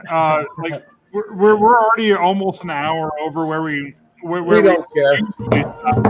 But man, thank you so much for coming on and doing this. This has been fantastic. Can you tell people where they can actually, like, if they do have any questions about any of the products that you are showing us tonight, where can they actually get a hold of you so they can get the answers they're looking for? CZUSA.com. You can also find us at CZUSA Field Sports on Instagram and Facebook. Okay. Any questions to me, find me at MillerShootingSports.com. That's my website. You can email me through that. But check us out on Facebook and Instagram for sure. Yeah, Absolutely. And I want to throw this in. When I get people that write me, and I get a lot of them, I send the email to Dave or to Dan and Daniel. Mm-hmm. Yep, and they get responses back to try to find a gun shop near them. This is not. I'm not trying to pump sunshine. I'm just saying. I love working with the sponsor. Like when I can send an email to Dave, he's like at the higher up echelon of this organization, and they get an email back from him, it means a lot. It really does. It really does. Well, I take it personal. I want to make sure that people get what they want, and this is my job. This is what I do. Right. But those people appreciate it. I mean, like, I'm like, oh, I'm going to forward your email to Dave and to Dan, and they're like, oh shit, oh, okay, thank you. I'm like, well, that's what they told me to do. Right. You know, and you know, somebody's looking for a shotgun, and they're like, well, you know, we can't tell you where it's going to be, but we can tell you the dealerships in your area. Sure. And I just, it's been a kick working with you, Dave. Pleasure of mine. I feel like we're like, you know, even though we haven't known each other for 20 years, but I know my listeners and Nick's listeners and all of our listeners. Like, if you need I'm just gonna come out and say it because I've already had like 8 years. When Beretta was my sponsor, nobody even know who my name was. Right. Okay, CZ is my sponsor, and they can reach CZ. They can get answers. And they can get a gun. I'm sorry, that's it. Absolutely. We're glad to help. Dave, Well, it's been a hoot, guys. Yeah, it's been fun. This is cool. I'm glad this worked out. I was worried. Well, Worked out great. the best thing about this, though, is that the people that are actually aren't going to be able to see us here in a minute, we can all sit here and actually have a couple cocktails together. Oh yeah. So Dave, Cool. if you are of a mind, you don't have to go anywhere. I tell you, I'm 25 miles from home, and I got a lot of stuff to pick up. Yeah. Okay. And Kelly's freezing. She's standing here freezing. So I'm going to burn what's left in this gun and then pack up my stuff and go home and sleep till about 11 o'clock tomorrow. All right, sounds good, Dave. See ya. Thank you guys. Thank you so much, guys. We'll see you guys next week. All right. Thanks, Dave. Thanks.